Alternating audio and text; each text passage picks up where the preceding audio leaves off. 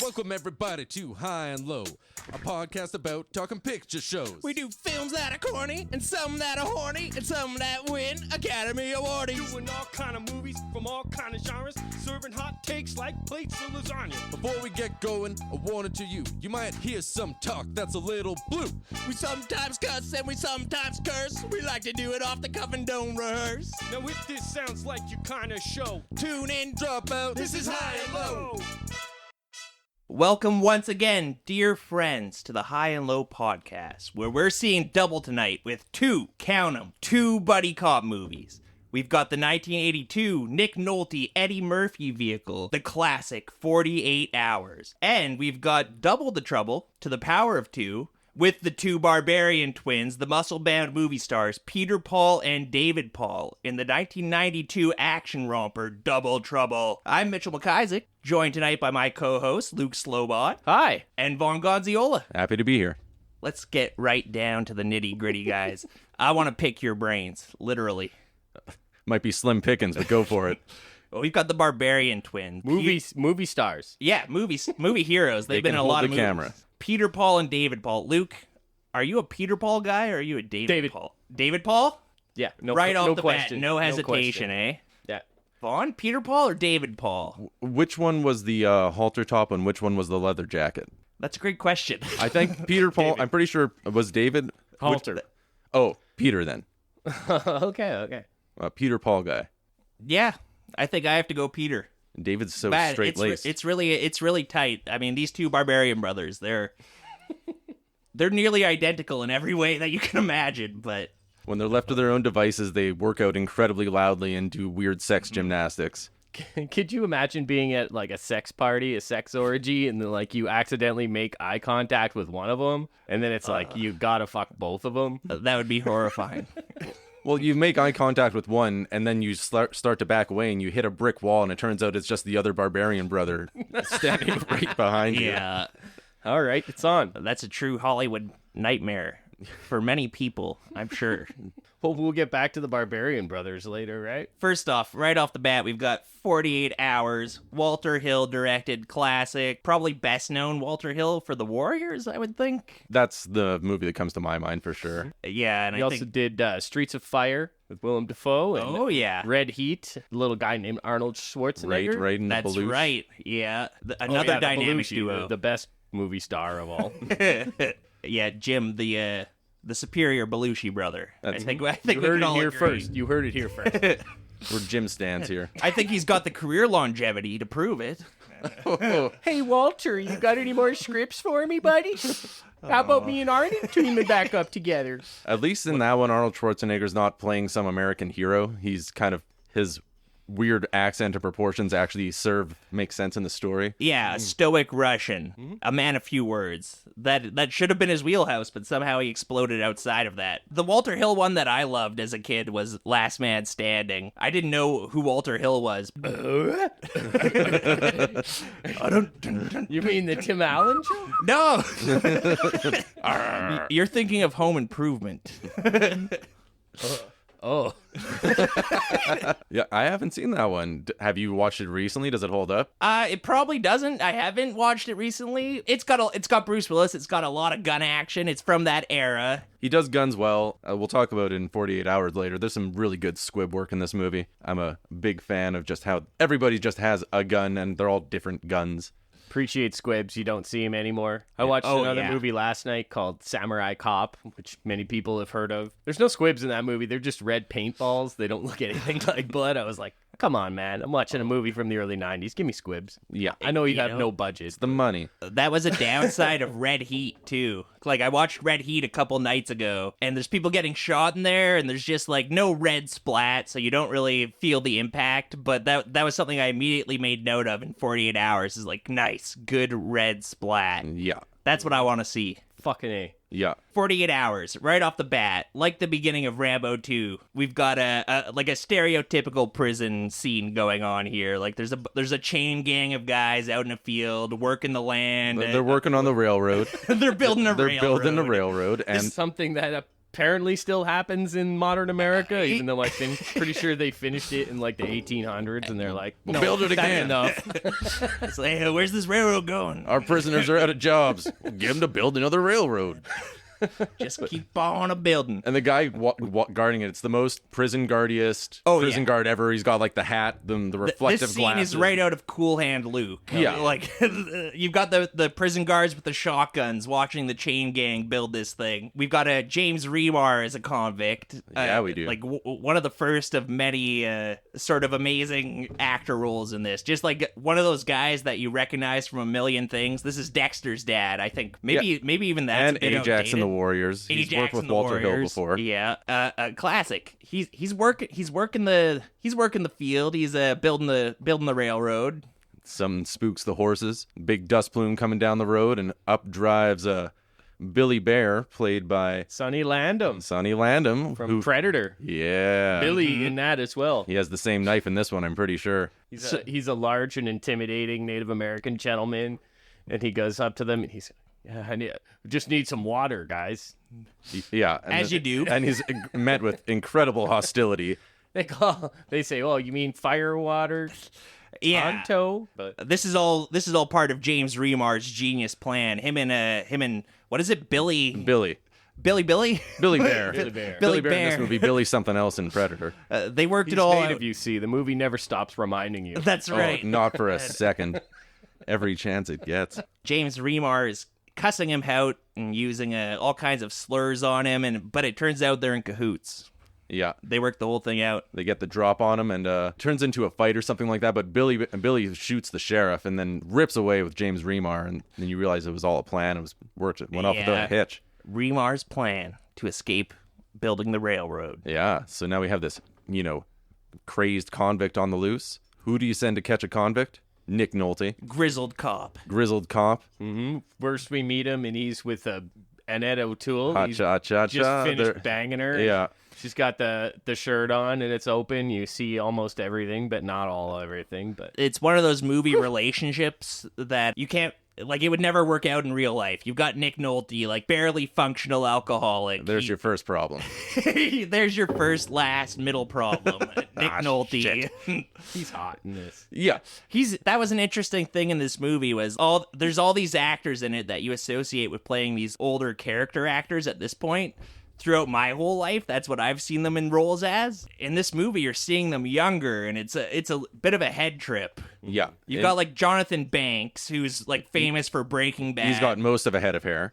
Yeah, He's not fully bald. Most of these guys never looked like young men. Like, No. none of them would be in Marvel movies today. They all They chain were smoke acting and today. drink constantly. Yeah, Nick they're Nolte is city just miles. swigging from a flask the entire movie. They had And- a lot of character, even to their faces, even then. Yeah. But, you can see, like, 10 years later or something like that, he won Sexiest Man. People said he was the sexiest man. You can see that here. Like, it's a young Nick Nolte. I think he's sexiest man now.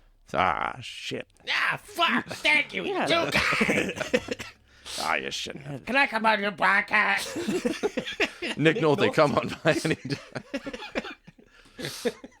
On the hallway. Just I don't think that would be good for the podcast, guys. got an extra mic.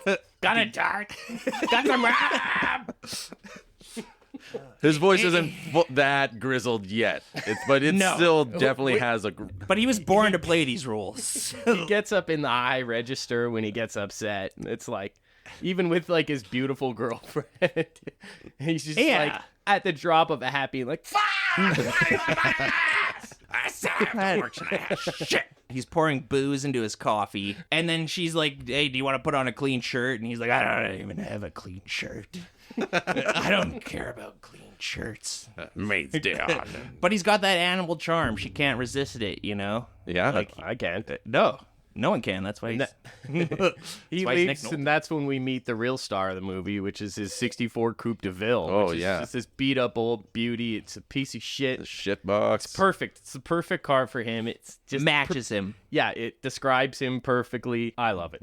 It's a thing. It's a part of his character. Carries on through the movie. Him and Eddie Murphy. Eddie Murphy busts his chops about it. Oh, heads up, Eddie Murphy's in this movie. I was surprised. Eddie Murphy doesn't appear till like half an hour into the movie or something. He's like at least 25 25% to a third of the way into the movie, Eddie Murphy appears. He comes into it like Hannibal Lecter in Silence of the Lambs, where you just like, he's this looming force that you're aware of, and then you walk up and, hey, he's singing, he's Eddie Murphy. But we'll get to that later. I was watching the movie and I was like, this is great, but where's Eddie Murphy? And I looked at the timestamp and I was 22 minutes in to like an hour and 36-minute movie. I was like, holy shit. This is before movies were Eddie Murphy movies. It's his first movie. Yeah. This is not a pure comedy movie. This is a excellent example of a buddy cop movie that Eddie Murphy is in, and he happens to be funny and charming, so there's a bit of a humor there. This is before Eddie Murphy was cranking out the pure comedy movies like Nutty Professor 2, The Clumps, and Norbits. Yeah, there's a couple of like laughs and jokes for sure, but it's a pretty serious crime movie. I don't know. I feel like they were going for a comedy, but the script is so wildly unfunny.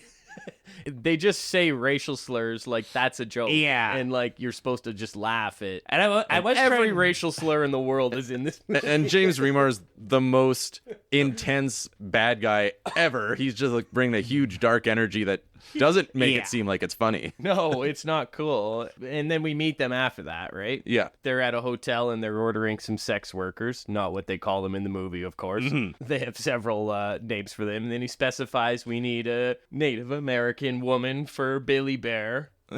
So we get a white woman with like braids and stuff dressed like a Pocahontas costume from Spirit Halloween.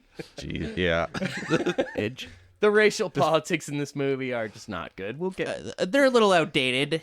a little bit. I was trying to put myself in like the mind frame of like an 80s audience while I was watching this. Does an 80s audience sitting in the theater, they hear Nick Nolte say spear chucker, and they're just like So I'm sure my dad, your dad, all our dads were just like pissing themselves laughing at that. That's race relations for you. I read the IMDb trivia, and according to Nick Nolte's memoirs, most of his dialogue with Eddie Murphy was improvised, which, yikes. It was a different time. Eddie Murphy's coming from SNL. He's like, when I think of improv, this isn't the kind of improv I'm used to, Nick Nolte. It's pretty intense. So you say you read Nolte's No, I was reading the IMDb trivia, and there's only like a few things on it, and that was one of them. How many people found that one helpful? 3 out of 12. You and 4 more people. I got to get my hands do my on a research copy of that book. Yeah, it would be good. Yeah, the dude has stories. Yeah. I listened to him on Mark Maron a couple years ago. He's just free flowing. Like you don't even have to ask him a question. He's the kind of guy has every Hollywood story you can imagine. He's a complete lunatic, rambling stream of consciousness. He has no qualms about saying anything about anyone. But he's like super articulate and well spoken too. Yeah, I was watching some interviews with him, and he's an artist. He throws things together, and he's like, wow, it wasn't exactly that way. Sometimes when you're just in the role, you get a bit subsumed by it, and then you kind of act out a little bit, and you just like talk about his methods, and it's good. Racial epithets aside, I'm a huge Nick Nolte fan. I really like the guy. Yeah.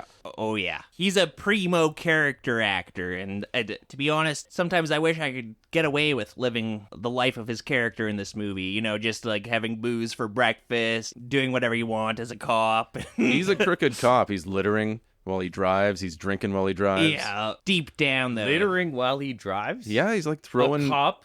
Yeah. Unbelievable. Yeah. So I don't think this movie portrays police officers in the best light. Well, I think it intends to, maybe, but it doesn't. No.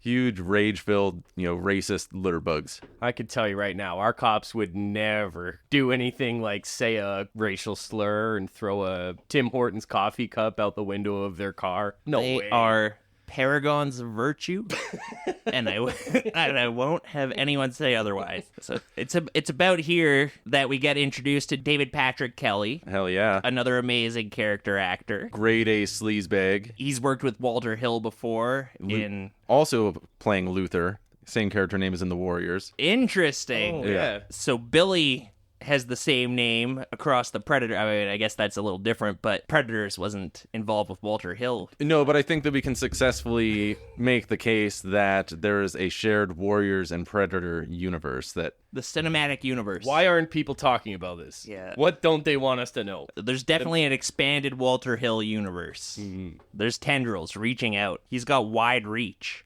And like some yawning sea beast. David Patrick Kelly here gets kidnapped by James Remar? I think so. He gets robbed or kidnapped or... He owes Remar money. Yeah, he does, and they take him, and then Nick Nolte gets word at the police precinct, and he goes down there, and he runs into a full head of hair, mostly Jonathan Banks. Mike the Cleaner from Breaking Bad. And Walter. Yeah, another classic, like, great character actor. This film is just stacked with these guys. Mm-hmm. Great Brian James. Faces and personalities. Everybody has their own flair and spice that they're bringing to it, and it's a beautiful melange. How do you guys think you pronounce Brian James's name? Because it's Brian, but it's got an O instead of an A. Do you think it's Brian or Steve?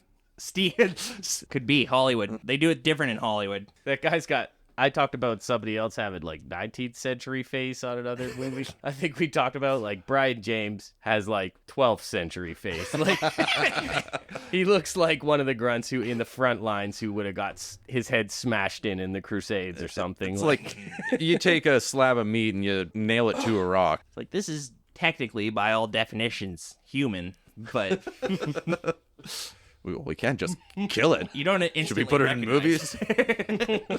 That's a character. Put it out of its misery. Send him to Hollywood. Nick Nolte meets up with Jonathan Banks and Brian James, and they basically tell him to just wait in the car, stay in the lobby, stay out of their way. They're going to go take care of these bad guys.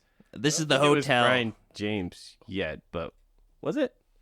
That doesn't matter. Whoever Jonathan Banks was with. Oh, yeah. This They was were another Nolte's guy. partners anyway. Yeah, One of them yeah. was Jonathan Banks, and I think the other one was a no-face. Yeah, a no face who we don't have to concern ourselves with him too much. I think he he gets swiftly swept out of the movie. Mm-hmm.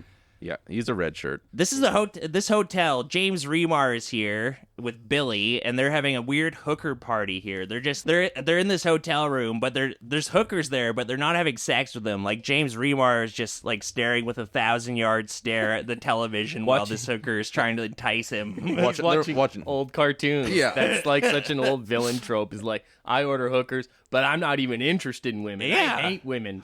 I just like watching cartoons and being a brooding dick. I'm just a psycho. I'm plotting my revenge. He slaps a woman at one point. Later, you see this Just hooker a in the bad dude. in the police station, and the cops are interrogating her, and she's like, I don't even think he likes sleeping with women. I think he just likes shooting cops.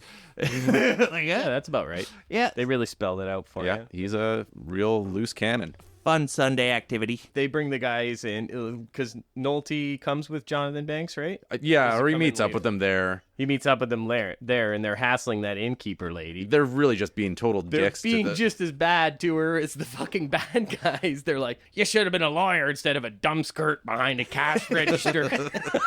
Jesus Christ. They're the yin to the criminal's yang. You know, opposite In the- balance on either side. In the traditional yin yang is just all a big black circle. That was the original one.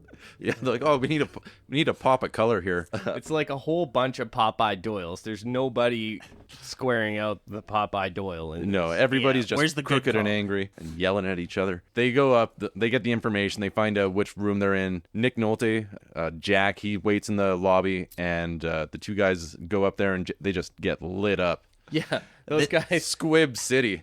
Remar's name is Gans. Yeah, Gans. Heretofore known as that. Gans! Gans. They open fire immediately. Like, they don't fuck around. This is a pretty great action chase gunfight scene. Walter Hill is really competent at doing this kind of stuff. He's like he executes action very well. And he has like cool, realistic fighting thing. You know, it's gritty. And like at one point, Nick Nolte, hits James Gans in the throat with the butt of his gun, and it turns out that he's impervious to this because he like gets up and like, you know, kicks ass and keeps running. He's Takes more than that to take me down. And everybody's got the big hand cannon 44s and everything, and the fucking sound editing is awesome. Like, they just boom, boom, boom. blowing holes in the walls. Yeah, it's a shootout. It's a grade A, It's loud as hell. yeah.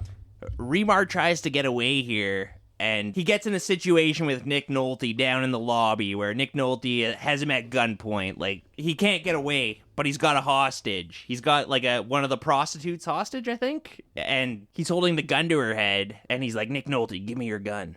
And I thought Nick Nolte was going to have some kind of genius, like, cop strategy here, like he was going to give him a gun that was unloaded or something, but no, as it turns out, Nick Nolte just hands his gun over, and James Remar Gans uses it to blow Jonathan Banks away. Blammo. No hesitation, No. really. I mean, he makes a meal out of it. He's like, now I've got your gun. He's like pointing it at the cops, and then, yeah, sure enough, blows Jonathan Banks away. Yeah. It's too bad we saw him beating up those sex workers, because otherwise I'd be on his side at this point. He escaped from jail. He's killing cops. Good dude. He likes cartoons. But the movie really does work to make sure you know he's a bad dude. He's yeah, no questions asked, no complicated backstory. You don't really know his backstory at all. He's just, he wants some money, and he'll kill anybody in his way to get it. The Nolte's partners are dead. Nolte, known as Jack Cates. I don't know if we said that at all. Yeah. Jack. Jack Cates. He moves fast here. After Jonathan Banks gets shot, he like runs really quick and dives behind the desk. I was shocked by that. I was like, that had to be a stunt man. No way Nick Nolte's diving behind the counter like that. I've never known Nick Nolte to be nimble. I think he was an athlete. Sure. I think he played football or something. He's like a tall guy. Big guy, in good shape. Makes sense. Heavy drinker. Classic athlete. Back in the day, I'm sure he did some pole vault or whatever. So Gans gets away, and then Cates is back at the station, right? Getting chewed out. Yeah, he's getting shit. And he's like, "Hey, don't give me a bunch of crap! Fuck!" Everybody's picking on him. This is a pretty great police station. It's the Everyone's busiest laughing. precinct ever. Everyone's poking fun at him and laughing. Two of their own men just got fucking murdered. It's Just another day. there's some very bad people. People are just like dropping off paperwork, and everybody has a little comment about what's going on, and Yeah. it's hopping. It's a hopping precinct. This is where he's chatting with Brian James, and they're giving each other the lowdown. Kehoe? Kehoe. That's his name, yeah. Yeah, I thought that was interesting. He's just credited as Kehoe. I want to know what his rank is in the police force. Is he Captain Kehoe? Is he Patrolman Kehoe? He's the janitor. He's janitor. May as well, but he's not the secretary, because he cannot pass a message along to save his life. He's playing games. Yeah. He's got like a message for Nick Nolte tucked under his lamp or something. Yeah, Or does that happen later? It happens later, but he's just not a good coworker. He's, he takes long lunch breaks and he shows up late. The job wears you down. Life on the beat, going after criminals and stuff. You forget the small details, but the big picture is what matters. Yeah. So all the banter between everybody in this movie is just, it's so nonstop. It's so rat-a-tat. Everything's like, hey, why don't you suck my fucking dick? Hey, why don't you kiss my ass, you Italian piece of shit? Let's all suck each other's dicks. Like, I don't know if you guys watched it with the captions on like I did. Like I usually do when I'm doing important research. Mm-hmm. But like the captions like short it up and be like, why don't you just go away? And it's like, why don't you go the fuck away, you motherfucking fuck? I'll fuck you. It's like, why don't we just shorten this a little bit? Like, it's so aggressively unpleasant, all the dialogue, and it's so nonstop. Everybody's bitching and swearing at each other. Like, it's like a podcast. It's so bad. Nobody's having a good time doing anything. That makes me very sad for all our hearing impaired friends who didn't get a chance to hear the full extent of the cusses. God bless them and their silence. Silence is golden. Hey, you guys see Coda? Yes, I like Coda quite a bit. Best picture of the year. No question, hands down. Yeah, I don't think I've had the pleasure. Best picture of every year. I liked it. It's funny where you just hear her parents just having incredibly loud sex. Just like multiple times. They're the horniest really parents. funny, It's so funny. You know what I liked about that movie? When it was silent. But seriously, that was the best parts, was when they're doing sign language and Yeah. stuff. I was very touched. It wasn't as touching as 48 Hours. That's a movie where two people come together and they learn to appreciate their differences and see each other in a new light in a very clunky way. So he's getting chewed out. Jack's getting chewed out. And I got to say, this police chief or whatever. He's no James Doohan. Of the two movies, he's the inferior of the two captains who chew out their detectives. What's his name? He is funny in this, though, because he really screams at these motherfuckers. This is going to be something we're going to want to keep note of, because I have a feeling a lot of movies we do on this podcast are going to have an angry police chief. Yeah. And we're going to want to rank and compare the angry police chiefs. Police chief, bureaucrat, some sort of bureaucrat getting in their way. That's the kind of seems to be the through line with most of the movies we've talked about. There was one in Samurai Cop, which I just watched last night, but the guy's like, hey, you got to do something. He's just the worst actor in the movie. You got to do something about these Japanese gangs. And he's like checking his notes. Katana gang, you guys are making a mess of it. Damn Katana gang. Like, just take one, shit. They'll cut you up. Any case, this police chief's pretty good. He's not bad. I just like James Doohan. Why does Nick Nolte need Eddie Murphy? He now has to recruit Eddie Murphy to help him solve this James Remar Gann scenario. To catch a criminal, you need to think like a criminal. Is that the extent of it? I'm pretty sure I think he might be a known affiliate, right? Because Eddie Murphy knows Luther and he knows Gann, so they might have had something like that on their file. Okay. There's not a lot of plot in this movie, and yet still I kind of miss that too. I feel like they're a little... It's like, hey, you know what this movie needs? Eddie Murphy. A lot of stuff that happens in this movie is just random and coincidence, and there's not a lot of brilliant detective work going on or anything like that. Yeah, it's following the skimpiest of hunches and kind of lucking into it. He goes to meet Eddie Murphy. He has a hunch that Eddie Murphy is involved with Gans in some way. He's a past associate. He might have some information. So we cut to the jail cell. We hear Roxanne by the police, but it's Roxanne. Pitch perfect.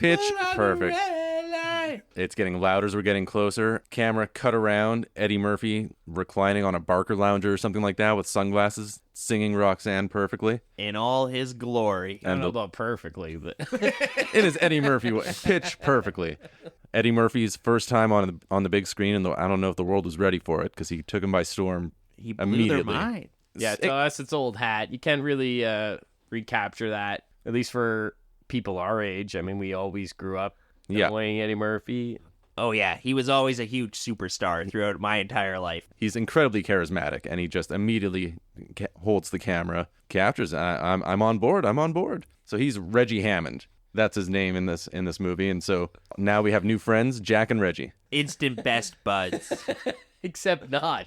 Right off the bat. They're not best friends. No, they hate each other. You mean they start? Yeah, they're throwing pot shots at each other. And As soon as Eddie Murphy enters the movie, that's when our little friend Racism enters the movie. I don't know about that, but it really goes up to another whole new Our level. little friend Racism was with us. That's true. He was on the back burner, but now he's been brought up to a full boil. And now that's what this movie is about: is addressing race relations in America, and it handles it very gracefully. Tact. Yeah. Right off the back, Nick Nolte's like, I thought you were smart, boy. I don't want to hear your jive. He keeps saying boy. Yeah. Yeah. And Nolte asks to get him out of prison, right? Yeah. And For 48 hours, he cuts a deal. he goes, let me borrow your pen, Bob. Bob's the guy at the prison, and he's like, are you going to use your real name? Shit, no. And it's like, all right, now, Kate, you got 48 hours. And he looks at the camera and gives a big wink. That's the name of the movie. And is it even an issue of, like, there's a plan that's coming to fruition in 48 hours, and that's why they need Eddie Murphy? I think it's kind of arbitrary, isn't it? I think that's arbitrary. that's as long as they want to let a convict. Yeah. He's a convict, and don't you ever forget it. He's been in jail for 2 years. Yeah, 2.5 years or 3 years. Like he gets out in 6 months, and he doesn't want to mess up his, chance of getting out. So he kind of doesn't even want any part of this, and he doesn't want to get involved with Gans or anything like that. So he's hesitant, but maybe he can get laid if he goes out of jail for a day. He wants some trim. Boy, does he. Gans have like some money in his car or something, or am I thinking of the other movie? No, it's this movie. He has $500,000 in the trunk of his car. Okay, that's the MacGuffin of the movie. Yeah, which we find out we're kind of on the tail of it off and on. I didn't realize that was a thing until like an hour into the movie. I think that's what they're after. It's the money. It's always the money. Yeah, at a certain point, Nick Nolte and Eddie Murphy just have a heart-to-heart. And Nick Nolte's like, what's the real deal? And Eddie Murphy's like, well, I've got $500,000 in my car. Yeah. That's what. He's probably stole it, convict. Right before they leave the prison, Nick Nolte he calls Eddie Murphy some, thing, I don't know what, but it's racist. And then he says, I may call you worse than that. And then I just start frantically checking the release date of this movie because there's all kinds of crazy racism you haven't even heard in your lifetime before. Like, he'll call him some weird thing like, hey, Moonberry. And you're like, I don't even know what that means, but that sounds racist. At one point, he just calls him watermelon. He doesn't say, like, you like to eat watermelons. He's just like, hey, watermelon. Yeah, and he apologizes for it later. They work it out. Of all the ones, that's what you apologize for. All the other stuff I meant, but I didn't mean anything by the watermelon. I called Mitchell a coconut the other day. I stand by it. Fuck it. He's a coconut. I can't argue. We're all a little coconutty in here. So they catch Luther, right? Or they go to question him? Well, that's their first lead. He's like, well, my old buddy, like my old accomplice Luther, he might know something about this, so they go to check him out. As they get there, Nick Nolte handcuffs Eddie Murphy to the steering wheel of the car, which is what you do. So he can go in and case the joint because he doesn't trust him at all. The next movie, Double Trouble, that gang pops up again. So this must be like a buddy cop staple. Yeah. Handcuffing your partner to the wheel that you don't quite trust. Especially if they are on the other side of the law. These aren't true buddy cop movies. They are, but they're both of them are a cop and a criminal working together. They're the perfect pairing. Yeah, they kind of set the template, and I'm surprised that they fit so well together. We'll get onto that. Nick Nolte goes into David Patrick Kelly's apartment, and this is the moment where I realize that David Patrick Kelly is the bravest actor in Hollywood because he's like a tiny little Weasley guy, and fucking gigantic Nick Nolte's throwing him around his apartment and like smashing his head into things and just like headlocking him. And there's an 80% chance Nick Nolte was just half cut during that scene, actually throwing him into things. Hey man, this is just pretend. I know we're actors, man, but it's pretty hard. Shut the fuck up! Oh man, Where's Garrett? Walter, you gotta call cut. This guy's fucking terrifying, man. I'm gonna fucking kill him! He's not acting anymore. While that's happening, David Patrick Kelly, he like somehow gets away, and then Eddie Murphy, even though he's handcuffed to the car, he's still pretty resourceful. So he kicks open the door, starts like beating David Patrick Kelly up with the door, and that's pretty sweet. It's funny, actually. It's one of the funnier scenes in the movie. He knocks him the fuck out. That guy's out for the count. Oh, I just feel so bad for this guy. He's just such a... It's a heavy car door. This isn't your little fucking Toyota. Nick Nolte, he's a smoker and stuff. He probably took his time getting out of the building. But that guy is out for the count, lying on the pavement, waiting for him when he gets out. And they're smashing him some more. Mm-hmm. Oh, Where's Garrett? Where's Garrett? I don't know, man. I'm glad you started the interrogation. Here's the rest of it. Just curb stomps him a bit. So I guess they get directed to that redneck bar. And now we're 30 minutes in, and this is when we finally get the first F-bomb of the movie. And I don't mean the fuck word. I was like, hey, that's not bad. 30 minutes to get to that. All things considered. We don't get the first N-bomb until 42 minutes, so... Nice. I want that one. Yeah. But once that floodgate opens, it's whoosh. I'll admit, I was wondering if Nick Nolte was going to drop that through this, and yeah, sure enough, he did. I improv'd it. Yeah, I just wrote that, came up with that in the moment. So this bar is full of cowboy hats and Confederate flags and some honky-tonk music, and this is the countryest bar you've ever seen. Yeah. Loaded to the gills with rednecks. There's like a Charlie Daniels band lookalikes playing on the stage. It's the most country thing you've ever seen, and Nick Nolte and Eddie Murphy come up with a deal as they come to this bar. a gentleman's agreement. Nick Nolte wants to do it his way, but Eddie Murphy's like, why don't we try it my way? Let's make a little bet out of it. Yeah, give me your badge. I'll go in. Give me 30 minutes, or I'll go in. I'll get some information. If I get it, then you give me 30 minutes to go and get laid. And that's his motivation for the rest of the movie. Yeah. And Eddie Murphy's like, give me 10 minutes in that bar and I'll become a movie star because this is the best scene in the movie. Yeah. And this is what everybody remembers because I'm Eddie Murphy showing that I absolutely have it. He This is owns... where I show my chops. And he has a great line before he goes in. Like, Nick Nolte's like, he probably couldn't even get it up anymore. And Eddie Murphy's like, I've been in prison 3 years, Jack. My dick gets hard if the wind blows. He goes, you said bullshit and experience is all it takes, right? Well, come and experience some of my bullshit. That's a good line. It's a good line. Yeah. And they also use some great slang here, old-timey slang, when they're talking about getting some trim. Eddie Murphy's like, I gotta get some trim, and Nick Nolte's like, you probably couldn't even handle any trim. And it's like, that's such fun old slang compared to like spear I still chucker. use trim. I use it a little ironically, but I know you're still keeping the N-word alive. That's your thing. I'll just... yeah. Well, we gotta pay homage to these old slang. Hey, You gotta keep it alive. History, not hate. Heritage, not hate. Listeners will be happy to know we finally took down the Confederate statues in Mitchell's apartment where we record this podcast. We took down most of them. For one of them, we just kind of put a funny hat on one, so now we can laugh at it. It's a Take that, Stonewall Jackson. that's getting cut out.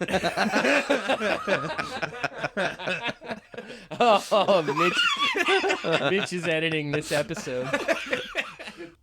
Well, we'll see how much he believes in transparency of the media. So, yeah, Eddie Murphy breezes into this bar, and there's not quite a record scratch, but there may as well be, Everybody is looking at him. They're giving him a hard time, and he's flashing Jack's badge around and just kind of bossing his... Do you think this would fly the way he enters into this country redneck bar? Try that in a small town. Yeah. I thought he was going Well- to just, get stabbed immediately, even after he flashed the badge. Yeah. I don't know. Those customers didn't look that tough. It wasn't like a biker bar Yeah. where you'd be punched and dragged out to the back. It was like normal people, just like racist normal people. What city does this movie take place in? L.A.? Sounds about right. I think it's L.A. And both these... Oh, San Francisco. Oh yeah, San Because I remember they had a beautiful shot of one of San Francisco's Yes. many hills, and I thought that's going to come into play later, and sadly it doesn't. There's no big... There's not enough car chases. Not enough in car this movie, chases. Period. You put it in San Francisco, put it there for a fucking reason. Yeah. So there's two bar scenes in this movie. There's one early in the movie where they go to this country bar here, and then there's a bar scene later in the movie where they go to a more black-oriented bar, and there's different kind of music playing. So presumably both these bars are in the San Francisco area. I don't think they're crossing state lines to go to different bars or anything like that. No, well, they've got a case to solve. In 48 hours, mind you. San Francisco's famous for its white power bars. Don't you know? California has all of sorts. I'm sure it does. I don't know about in downtown San Francisco, but Yeah. But yeah, Eddie Murphy's going in. He's flashing his badge around. He's waving his ding dong. He's like, I'm in charge here. And he's talking to just a great curmudgeonly bartender. He's like, I don't know nothing. Never seen him. Sure, mind your own business. He's not giving him anything. did you recognize that guy? No, was he somebody? Yeah, Peter Jason. He's in They Live and Prince of Darkness. Oh. Prince of Darkness. He's been in actually a few more John Carpenter movies and other stuff. I really like him. He kind of looks like Meatloaf, Yeah. but a little less frightening looking. But Yeah. More diminutive. And I didn't cool. recognize I like him. I that loved him in this, and I've Another definitely seen out of those left ones. field character guy. just another great character actor Just- filling out the frame. One of the great things about this movie is every frame is just everything has its own tone and character, and it moves from location to location, and everyone looks different and pretty vibrant. I think later on there's the chase scene in a foggy alleyway, and it just has very, very dramatic. Cinematography by Rick Waite, who did Cobra, Adventures in Babysitting, Footloose, tons of Steven Seagal movies. This guy makes neon lit 80s shit look awesome. Oh, yeah. That's his thing. And There's this a- movie there's- is the fucking pinnacle of that. Big chunks of this movie that are in Chinatown. So they'll be chasing down foggy alleys. You've just got all these neon signs with Chinese characters everywhere, and it's very visually impressive. Yeah, it's really good shooting locations, and they really get it all on beautiful film. Yeah. The action is really competent, and you really get a sense of how it's unfolding in the environment of the space that they're in. People going down staircases, the cuts and edits and everything. I don't know, the space that the action occupies really makes sense. Yeah, and everything's easy to track because they use really good establishing shots to give you the layout of the room and the wherever it's happening. That's why it's the perfect high movie for this Yeah, podcast. yeah. It's all A-list talent behind it. Yeah. It's stuff you don't necessarily appreciate until you watch a lot of action movie that Bad movies yeah. like it. It's like, oh, this action doesn't make sense. What's happening here? Like, wait, there was a staircase there? No, none of that in 48 hours. None of that with Walter Hill. Samurai Cop is a perfect example of the counterpoint of that. Like there'll be shots where a guy is behind a car shooting a gun, and before he empties his magazine, he's 2 blocks away in a different location, and it's nighttime, and he's still shooting that same magazine. It's what is going on? Where is everybody? Even speaking in frame, all this stuff you just take for granted when you watch competently made film. Walter Hill does great atmosphere, and he makes really good use of cities that he shoots in. The Warriors was a great New York movie. Oh, yeah. You get Coney a vibe Island, for all of it. Ferris wheels. You go places in the city that aren't as famous or obvious. You're not the golden, there's no landmarks in this movie except for, Chinatown's famous in San Francisco, but even that's just an alley. You're just in the city, and I really like that. It's got a lot of vibe to it. Got a lot of atmosphere. So Eddie Murphy calls these guys a bunch of backward-ass country fuckers. I don't like y'all backward-ass country fuckers. I was like, oh, that preach, brother. Well, this is Eddie Murphy's chance to turn it around, because so far we've just seen Nick Nolte calling him all kinds of names and everything, and now Eddie Murphy gets to pat down all these rednecks and call them names, and he confiscates a gun from one of them. And boy, does he just want to keep it. He wants a gun so bad. That's a big plot point in this. He's an ace pickpocket. And Nick Nolte's onto him every step of the way. He sees all of his moves, and I really like that little back and forth dynamic between them. Well, it goes to show, Nick Nolte, you're not sure of him at the beginning of this movie. The first scene you see of him, he's pouring a gallon of whiskey into his coffee, and he's like, I don't own a clean shirt. When the shit hits the fan, when it's time to do some actual police work, when the bloodhound gets the scent in his nostrils, he actually shows that he's kind of competent. He's savvy. So they find out that Billy and Gans came in, and they kind of find out that there's some girl's apartment down the way that they might want to check out. So they go to check out Billy's girlfriend, I think is who it is. They're sneaking up on the fire escapes or something, I heard. Yeah, they're going up the fire escapes. You make more noise than a busted chainsaw. Why don't Eddie you get Murphy's- a megaphone to announce that we're here? Eddie Murphy's just doing his motor mouth thing and just constantly being screamed at for it. Yeah, he's not the most tactful guy. He's wearing a $900 suit. And Nolte keeps getting it wrong. He keeps saying it's $5. Eddie Murphy corrects him, and Nolte doesn't give a shit. I'm always arguing with my friends over how much my suits cost. But yeah, we kind of get introduced to the fact that Eddie Murphy is what does he do? What's his crime? Because he's rich. He's got all these fancy suits. He's a thief. Is he? He's just like a That's general. why we see that his pickpocketing skill is at 100. He's gotten legendary pickpocketing. You in gotta Skyrim. you gotta do a lot of pickpocketing though to get a car like that. I don't know. So if he's a thief, which if he's a professional thief, he should know how to be quiet on a fire escape. That's right. He is blowing up their spot pretty bad. I think he's more of a con man. He probably uses his motor mouth to get his illicit gain. Okay, so they get to the lesbian's apartment. Yeah. And we got Denise Crosby holding a bat. Yes, please. Thank you very much. Tasha Yar from Star Trek Next Generation. I didn't even register that. They're questioning them, and these fine they're watching lesbians. They're not called as such in the movie. I think they're called much worse things, probably. But yeah.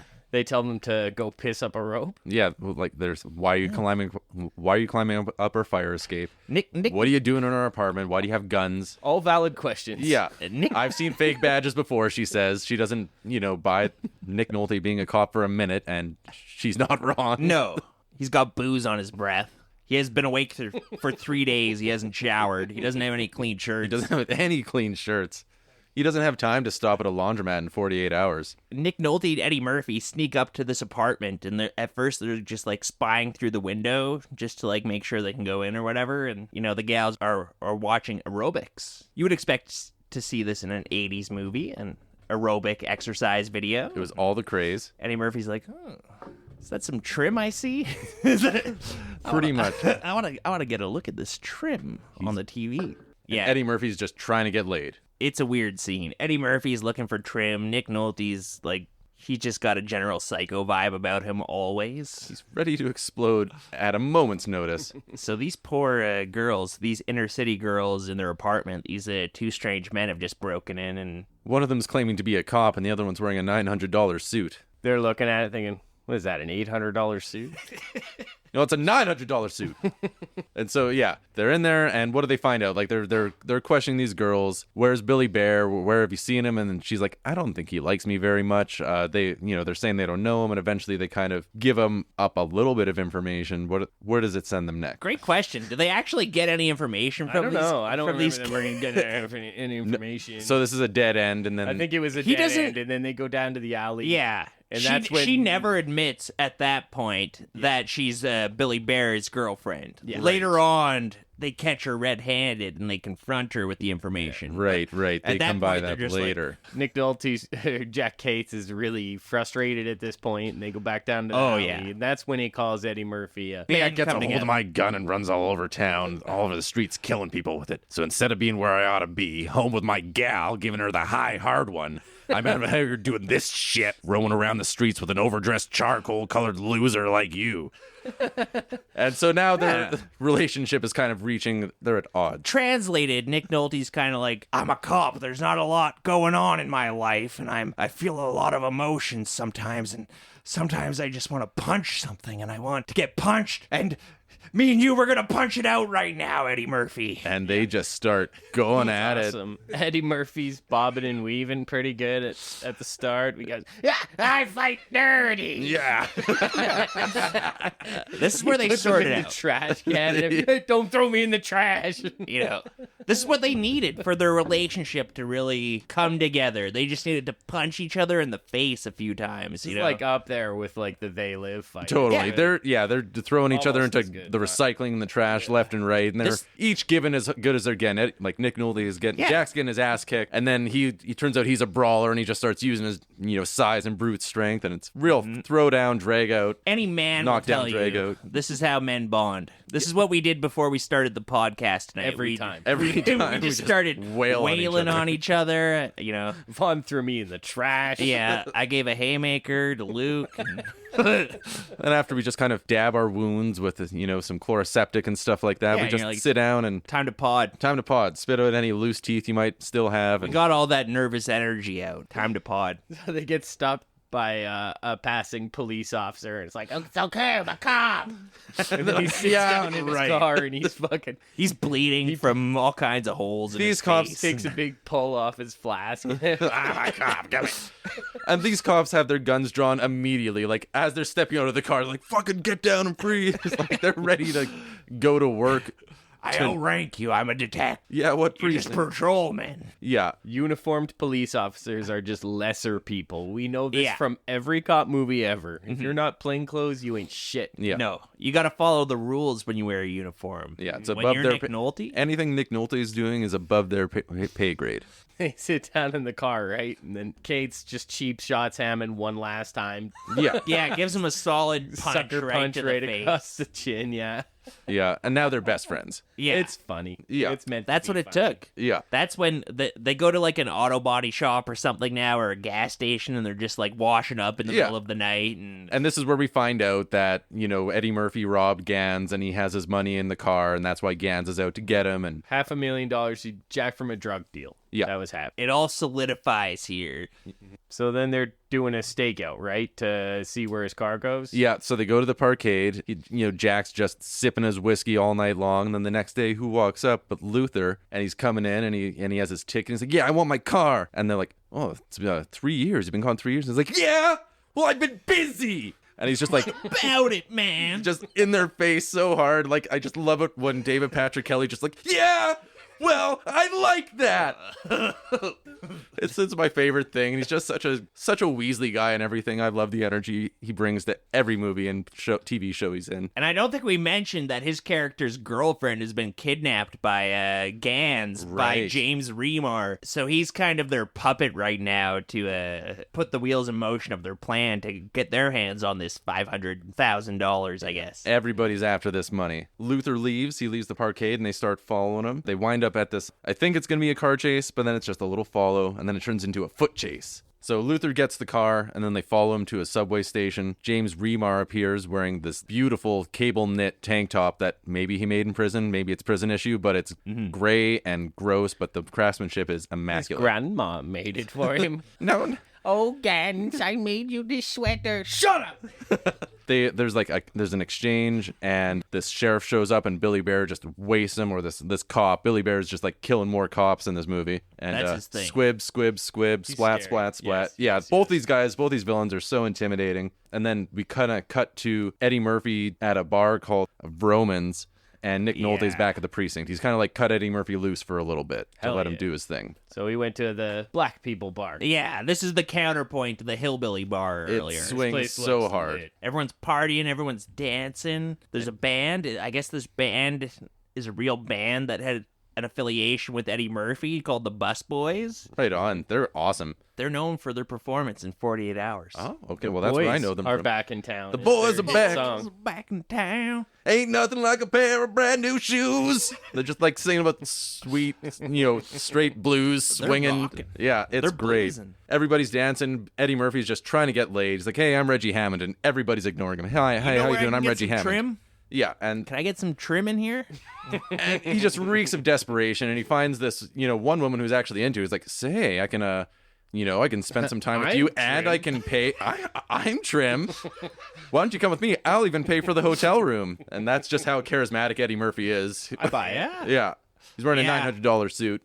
That is way more believable than Nick Nolte's relationship, where he's just like guzzling whiskey and he's like, I can't be bothered to do laundry. I can't Make it to the kids' softball practice tonight. I can't eat you out. I can't. I already have throat cancer. That's a risk. I can't make it to Haven't the you toilet. heard about Michael Douglas? Nick Nolte's back at the precinct, and he's getting chewed out again because he's just fucking it up left and right. And then Elaine calls Jack. Like, I can't talk right now. I'm getting chewed out here. And yeah, there's a back and forth, and finally somebody's like, I think it was Kehoe's like, "Jack?" And he's like, "What? Fuck you." And then somebody said it because this guy's been a raging asshole the entire time. Yeah. Eddie Murphy calls him, and he's like, "I got a lead. You got to come down to Vroman's." Nolte goes there. It's a swinging spot again. This bar is way more happening than what I'm used to in the country bars around San Francisco. Yeah. And Eddie Murphy's like, "You got some gambo, some sex, some trim?" Gambo? Gambo. Is that a racial slur? I hope not. We should check that, edit it out. I think we should edit out that other racial slur Mitchell said. Maybe we should cancel this episode. So they meet up. 90% racial slurs. We didn't even know it. So Eddie Murphy, he's going, it's 10:05. And by 10:10, I want to be in some flesh. It's finally looking like it's going to happen. You got to admire a guy who sticks to a timetable. Yeah, but he gets cockblocked, right? Because Luther shows up, right? Yeah, business calls. They start following Luther again. They have a bit of a heart-to-heart here, and they kind of soften the edges a bit more. And Nick Nolte and Jack's like, I didn't mean about all that watermelon and other stuff, and I was just part of the job. And Eddie Murphy's like, that part of the job doesn't explain everything, Jack. I feel like he was saying that to Nick Nolte. Yes, Yeah. I think so too. It's part of the job. That stuff I improvise is just coming from a dark place. Eddie's like, I haven't even heard all those ones. I wouldn't have accepted this script if I had seen all that language. I was in prison for 3 years, Jack, and I didn't hear half the shit you told me in the past 10 hours. Yeah. I improved it. What a weird thing to admit. It's like, that. It's like Liam Neeson. I went out searching for a black person. I had to murder a black person that day, unprompted. But you could have just not said that. We didn't need to know. He's a method actor. We could have just thought you were a great actor. I was pissing in my pants, and I said, there must have been some black man peeing in my pants. I went out to find one and kill one. So this is when they do the exchange on the city bus, right? Yeah, yes, and there's a great bus car chase scene, and they kind of track him down. He gets away. By the way, there's also a bus chase in Red Heat. This bus chase was pretty sweet. Like, there was an actual car ramming itself into a bus. Like, I liked the reveal that I was like, I bet that bus driver's dead, and it's like one of the bad guys, and it's a reveal it's Billy Bear driving the bus. yeah. Well. Yeah, he's a competent wheelman. Man of many talents. Hey, they set it up in the first scene of the movie when we see him driving the piss out of that van up to that work camp. Yeah. Hell yeah. He can drive anything. And so on the bus, David Patrick Kelly's like, you said you wouldn't hurt her. This wasn't part of the deal. And Gans is, betraying him. He's like, I said I wouldn't hurt her. And he shoots David. He shoots Luther. Classic. Yeah. Mean. So, mean. He's a mean guy.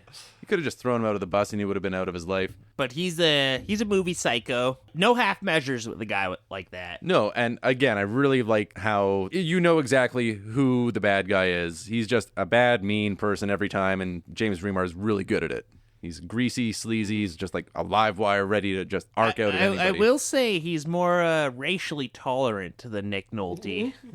Who's the real bad guy here? Yeah. Eh? Probably still the one that hits prostitutes and shoots people, but I don't know. They're both bad guys in their own Part of unique why I ways. didn't love this movie, if I'm gonna be honest. Yeah. It just everybody's just so fucking brutally. See, that was my thing. I was like putting myself in the place of an audience in 1980s. Am I supposed to be watching Nick Nolte and you're supposed to be thinking he's a bit of a rube and he's a bit behind the times? Or are you watching it and saying like, ha ha ha ha, ha watermelon? No, I think for the most part, like I said, it's cheering dads, slapping their knees at racial epithets. Yeah. That's my instinct too. That's my first instinct. Yeah. I don't think this movie didn't have any irony or anything like that about it. It's just that's just the way it is. And So Gans gets away on this bus chase. somehow a bus gets away. Guess Billy's run. just that good, but Hammond's Corvette or whatever they're driving, or maybe it's Nolte's Cadillac. In any case, so they go to the bar to kind of commiserate, and they kind of think maybe we should go back, check the girlfriend one more time, follow up that thread because they didn't really get anything the last time, and they go, and this is the showdown of the movie. James Remar Gans turns into a full like Mortal Kombat villain where he's like, "It's all over, I'm gonna get you," and he's just kind of like shouting his things, and there's a pretty sweet shootout. This is totally out of the blue. One of my complaints about the movie is there's no clever detective work or anything. Like, they're just drinking in a bar, Eddie Murphy and Nick Nolte, and they're like, hey, why don't we go down to Chinatown and check out that apartment? Okay, yeah, we want to get Billy Bear. Yeah, Shit. It was a good hunch. Billy Bear was there. Yeah, they're going back to Chinatown, and Nick Nolte's like, whatever happens, and they're just follow my lead. He draws a knife just like in Predator, and it's Billy. He's got no shirt on, just like in Predator. He's doing the last stand, mano thing. Eddie Murphy's got a gun trained on him, and he's like, don't do it, Billy. I got you dead to rights. But Billy's just not having it. He's got the crazy wild man look in his eyes. He's brandishing the knife. And He's ready to go to hell tonight, and Yeah. he's gonna take Eddie. He's gonna take Reggie with him. he's been waiting his whole life for this. Reggie unloads on him. Bye Billy Bear, squibtastic. And so then Adios. and now it's just Gans and Jack, and Gans is just throwing out. It's like it's all over. Gans has the drop on Ham, and he has a gun on him, and then now this is the fucking end. Nolte comes out of the smoke and everything. There's like smoke and neon everywhere, like Walter Hill. Perfect. Anyone who's viewed police body cam footage will be familiar with this scene. Yeah. Yeah, Gans never stood a chance, and yeah, He just blows him away. You're done. End of story. I got it. I don't believe it. Yeah. End of story. That's not a great line. No, it's not an Arnie level one-liner. It's It's just weird how serious the movie becomes for that minute. Yeah. And Nolte is so intense. I'm gonna think that, execute you in this alley.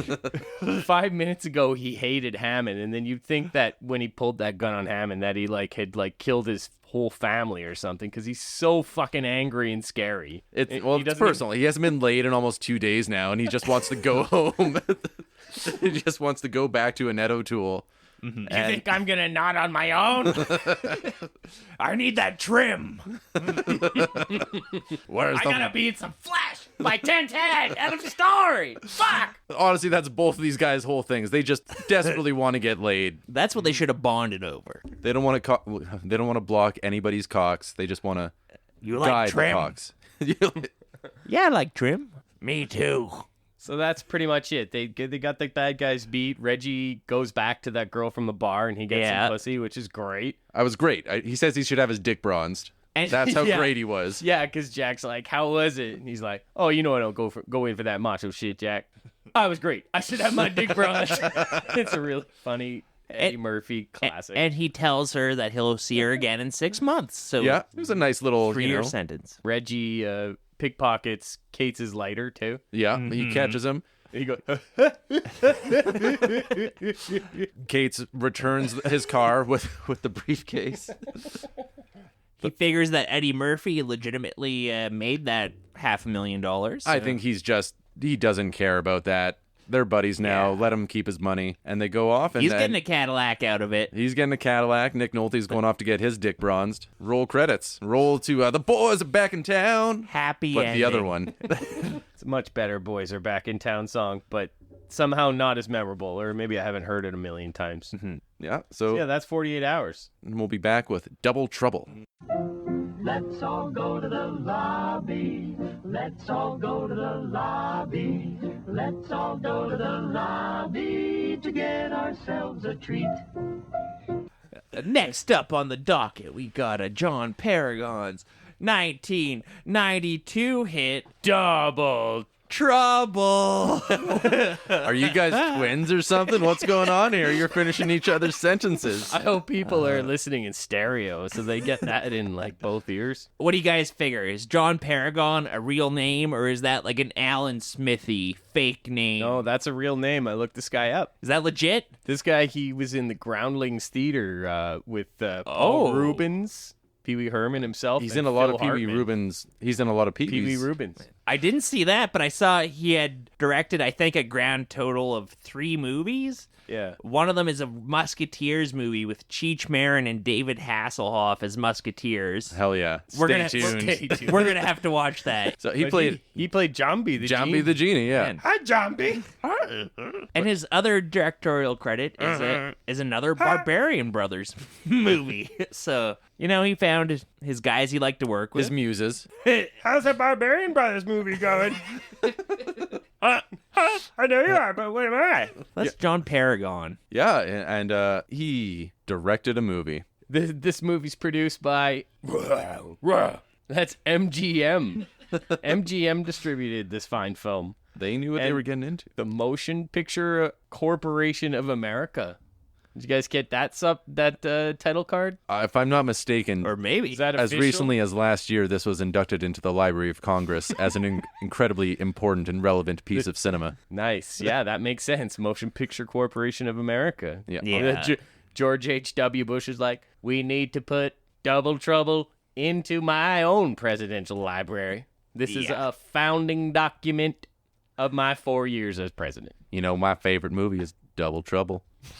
Barb, why don't you put on Double Trouble? It's date night. Not gonna watch 48 Hours. Not gonna do it. I don't know about that Eddie Murphy, but I do love these Barbarian twins. I heard there was a watermelon in that. And that's too sweet for my liking. Don't like them's fruits. They have seeds in them. Barb, why don't we have some beefcakes tonight? What are the put on Double Trouble? So Double Trouble, it has these two hulking bodybuilders who are colloquially known as the Barbarian Brothers because they were in this movie called Barbarians where they're just shirtless barbarians the whole time, and they're huge and they're not great actors, but they have a lot of fun and they really use their size to great comedic effect. They're twins. They have a lot of chemistry. It's all up on there on the screen, and you can see why people wanted to put them in movies because they're really funny to watch together. These two, they look really dumb. They have these big dumb smiles, and they just like to rip on each other, and it's fucking funny. They watch straight out of a Whitesnake music video. They've got like some wild mullet. They're so much fun to watch. Peter Paul and David Paul. In this movie, they're playing Peter Jade and David Jade. Yeah. Less biblical than their real names, but only like 30% less biblical anyway. They're still Peter and David. The only way to go more biblical would be if they were like named Ezekiel and Job. Ezekiel Paul and Job Paul. There's just something so inherently wholesome about these guys. They've got a charm to them. It was such a nice palate cleanser after 48 hours. I have to say, like, 48 hours kind of bummed me out in a lot of ways. And these guys, I could introduce them to my mother. There's a childlike wonder to them. There's a certain simplicity in how they experience the world. As long as you don't come across as a Whitney, then you'll be fine hanging out with them. But if you're like some other agent desk jockey named Whitney, then they will just tease you mercilessly. Like Whitney Houston? Like Whitney Houston. They tease him softly, but they don't ever use an F-bomb. No. It's all implied. No hard N's, no hard F's, no SC's. The only hard things are just rock hard muscles. So it starts off, and we get this bad guy getting a chauffeur ride to the airport, right? Yeah, he's going to Johannesburg via Geneva. None of this is suspicious, right? And he's got a briefcase handcuffed to his wrist. This is a real odd couple pairing. You've got Bob the limo driver. He's like a bit of a, I don't know what you call him, a heavy metal guy. And then you've got this real uptight businessman type guy. He's got the briefcase handcuffed to him. Bill Mumy is the actor. Danger! Danger! Your limo driver may abduct you. Bill Mumy played Will Robinson on the Lost in Space TV show. Oh, wow. Really? Like a small didn't get that child. piece of trivia. He looks kind of like Danny Elfman. He's kind of a skinny ginger guy. And he's totally tactless. He's like, "Can I take your bag, sir?" And it's clearly handcuffed to this guy's wrist with like a 3-inch thick chain. Bob's driving him in the limo, and they're not fully vibing. Bob's a heavy metal guy. He flips on the radio. He's got this heavy metal music playing. I don't know if you guys caught the lyrics for this one, but it's I'm drinking with the devil in his funky, gory hell. Take it with the devil! I'm chilling with the devil. So is this a Christian movie? Because that sounds like what a Christian movie would like think heavy metal lyrics are. A movie with soft edges like this, maybe. Yeah, probably. They're just like, we need a heavy metal song plugged in here. Okay, well. Like this God is bless him. it's a PG. It's an easy PG. Like there is some violence, but it's all cartoonish and There's a couple fuck. there are fucks. Yeah. Is there some F's? Nobody's fucking, but they say fuck. I'm pretty Yeah. Oh, okay. Foul language. Okay, then no kids allowed. Yeah. Keep your kids at home. Keep them in their cages, lock and key. Bob's got kind of a personality quirk that'll play up again and again throughout this movie. He just kind of likes shooting people. Like that's kind of his thing. He just shoots people Really nonchalantly. Yeah, they play it up for laughs. Throughout the movie, as though he found a piece of fluff on his shoulder and he's just brushing it off as easily as he'll pull out his gun and just shoot whoever. Bob leads this guy. They're doing their limo driver thing, and there's like a big heat heist kind of moment where they go to an underpass and there's a car parked there, and Bob pulls up behind it. And Can't you go around? Can't you drive around? This guy's all frantic and he's like, no, it's your funeral. Yeah, it's your funeral. Yeah. Blammo.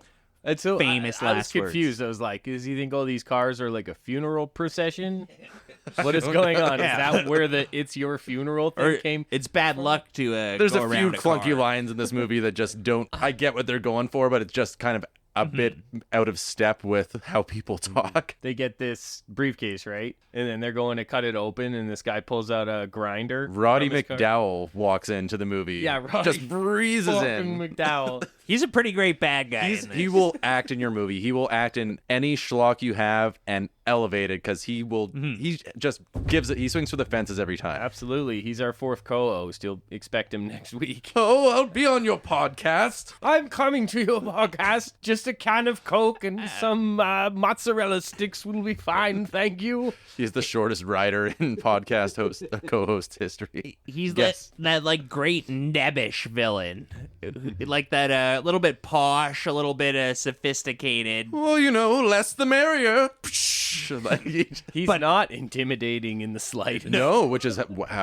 works for him because he's sneaking under the radar. So these guys take the grinder out, and it's cordless. Like, it's an electric grinder. They didn't have battery-powered ones back in the early 90s. I don't know how much grinding you guys do. I'm usually chopping guys. I'm grinding day and night. You were on that grind set? I'm on the grind set mindset. Every day. Shit. Every day. Shit, bro, what time you wake up? Wake 3 up in the morning? You sleep? I sleep. That's I'm no weak. bitch. So he's got an electric grinder with the cord cut off, and he cuts Bob, that fire thing up the generator. You know what's coming. It works like a charm. It It reveals a steel key card. It's like a credit card, right? was I really liked it. It was a good psych because you think that he's just gonna chop some guy's hand off, but then they just cut through the briefcase, and that was Isn't that kind of movie? not that kind of movie. They made you think it was for a second. We got a steel key card MacGuffin. Movie setup. Beautiful. Yeah, cut to burglary. This hulking beast in I don't know, like a leather jacket or whatever, is just going to a diamond store or a diamond storage room. Yeah, and he's cracking a safe like James Caan in Thief. But if it was directed by not Michael Mann, If it was directed by John Paragon. oh yeah, John Paragon. This is Peter Paul, and this there's Peter just Paul? some sex. Yeah. This is Peter's the bad one. Peter's the criminal. There's some sexy synth. There's some jangly guitar. The whole movie, the soundtrack is just going for it. Ironically, he pulls out a RoboCop helmet and he puts it on his head. He's got like a cat burglar device. It's like a RoboCop helmet with a visor that he wears. I thought it was an Ant-Man helmet, and I think that they owe him some money, John Paragon some money, and that's not the first time I think that people have ripped off his style. Total rip. Is that how his muscles got so big? He's got the Ant-Man suit to like make him bigger. He's just, He uses just electroshock. selectively his pecs. He uses electroshock.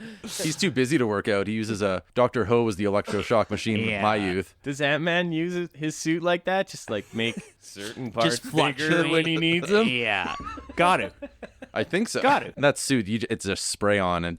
There's no seams, baby. So he breaks open a safety deposit box in like 1 second. He just like jams a little lockpick into it. This is Then he finds that steel key card that we saw at the start. that thing. Did you guys ever have vertical blinds?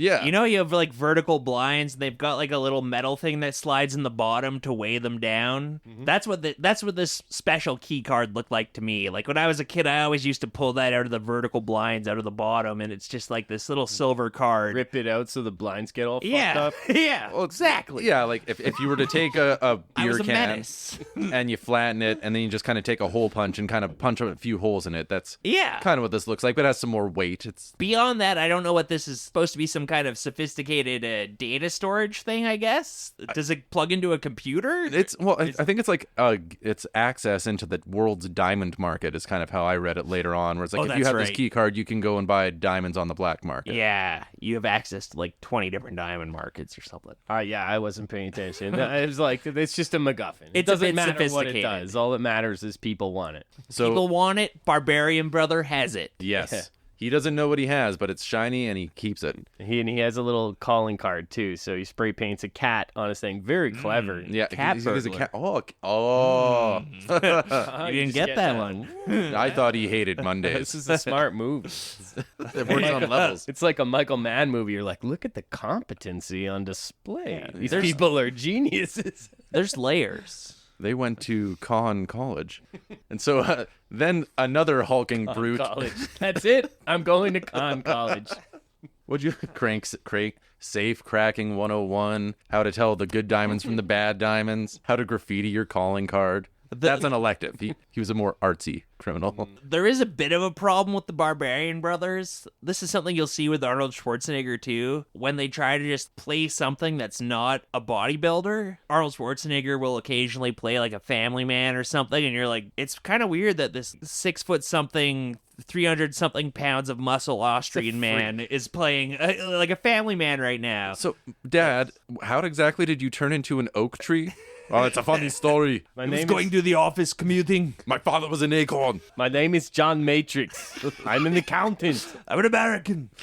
You get the same problem with the Barbarian Brothers. I mean, they're both big enough that their full-time job would have to be taking steroids and lifting weights. But one of them's a cat burglar and one of them's a cop. So I do Movie appreciate addresses that. both of these guys, as you kind of see more into their personal life. You see David work out at one point hilariously, and the other guy, Peter, he has weights, and they talk about working out, so there's at least a bit of explanation about they've got their different methods. the way they do. It's part of what distinguishes their personalities. Yeah. The different way they work out. One wants the quick and easy way. Here, David Paul comes up, and he's just wearing abs glimmer, and he's wearing a halter top. Yeah, it's a Oakland Raiders, which was all the rage to wear back in the 90s. Showing off some midriff. It's all he wears Oh, yeah. for pretty much the entire movie, and Pretty they make a much. point to explain it too. He just loves that sweater. It's funny as hell. Yeah. Funny as hell, man. Like, he's got a Camaro. Yeah, I was He's wondering got the too. mullet to go with it. It's fucking classic. Peak early 90s male potential. Like, this, you can't get any higher on the Yeah. masculine mountain than showing your little belly button off with your mullet and your Camaro. When I was 4 years old when this movie came out, I just wanted to be like David Jade. I was a Peter Jade man myself. In the playground, we'd run around and be like, which Barbarian brother are you going to be today? And, everybody would fight over their favorite ones. But so to get into this burglary, he's received the call. David Jade's received the call, and he needs to get into the building, and the security guard's giving him some guff, and he just straight up intimidates him. And while the guy's like fumbling to pick up the keys, you see his full-on ass crack like twice. This guy's just such a schmutz. And then he comes in, and like David Jade kind of like intimidates him some more, and the security guard pisses himself. He's unnecessarily aggressive toward this security guard. I felt so bad for him. First off, it's the ultimate coincidence that his brother happens to be cat burglaring this place, and he's the cop that shows up to break up the case. It's just bound to happen, though, right? If he keeps cat burglaring and his brother keeps trying to catch cat burglars, they're going to come across each other at some point. That was such a thing in the 90s, though, was picking on security guards. It was like, look at this fucking joke. This security guard, you're not a cop. That's how you know David Paul is the tough one. It's a trope in these kinds of movies. They're to just always pants schlubby. these guys. Yeah. Just make them into a laughing stock. Literally in this movie. It's like, look at this fool. Minimum wage. We hate poor people. It's the 90s. Yeah. Cop Bro's there with his partner. Yeah. AJ Johnson looking fine as hell. Yeah, playing Denitra. They're gonna go bust up this thing. What's her excuse? She has to stay down below while he goes upstairs to bust up the crime, and she's like, my shoes are broken. She's got to make sure the security guard doesn't piss himself some more, or like go find a mop for the Yeah. guy or something. This is already 2 days worth of paperwork. We got here. You made him piss himself. You choked him. You put him on a wall. God damn it, Jade! You know how much paperwork there is for a 501? That's when a police officer attempting to stop a burglary slips in urine.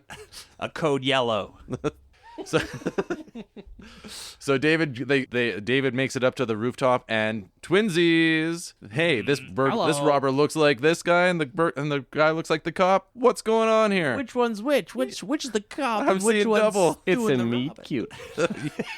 And David just like, I have to arrest you, and Peter's like, no, I'm gonna run, and David just starts shooting at him and unloading Yeah, on him. he continues to be a total psycho cop after abusing the security guard. He just unloads a clip on his brother. Steroids kind of make people a little aggressive from time to time. Yeah, That's even what Peter says at one point. it's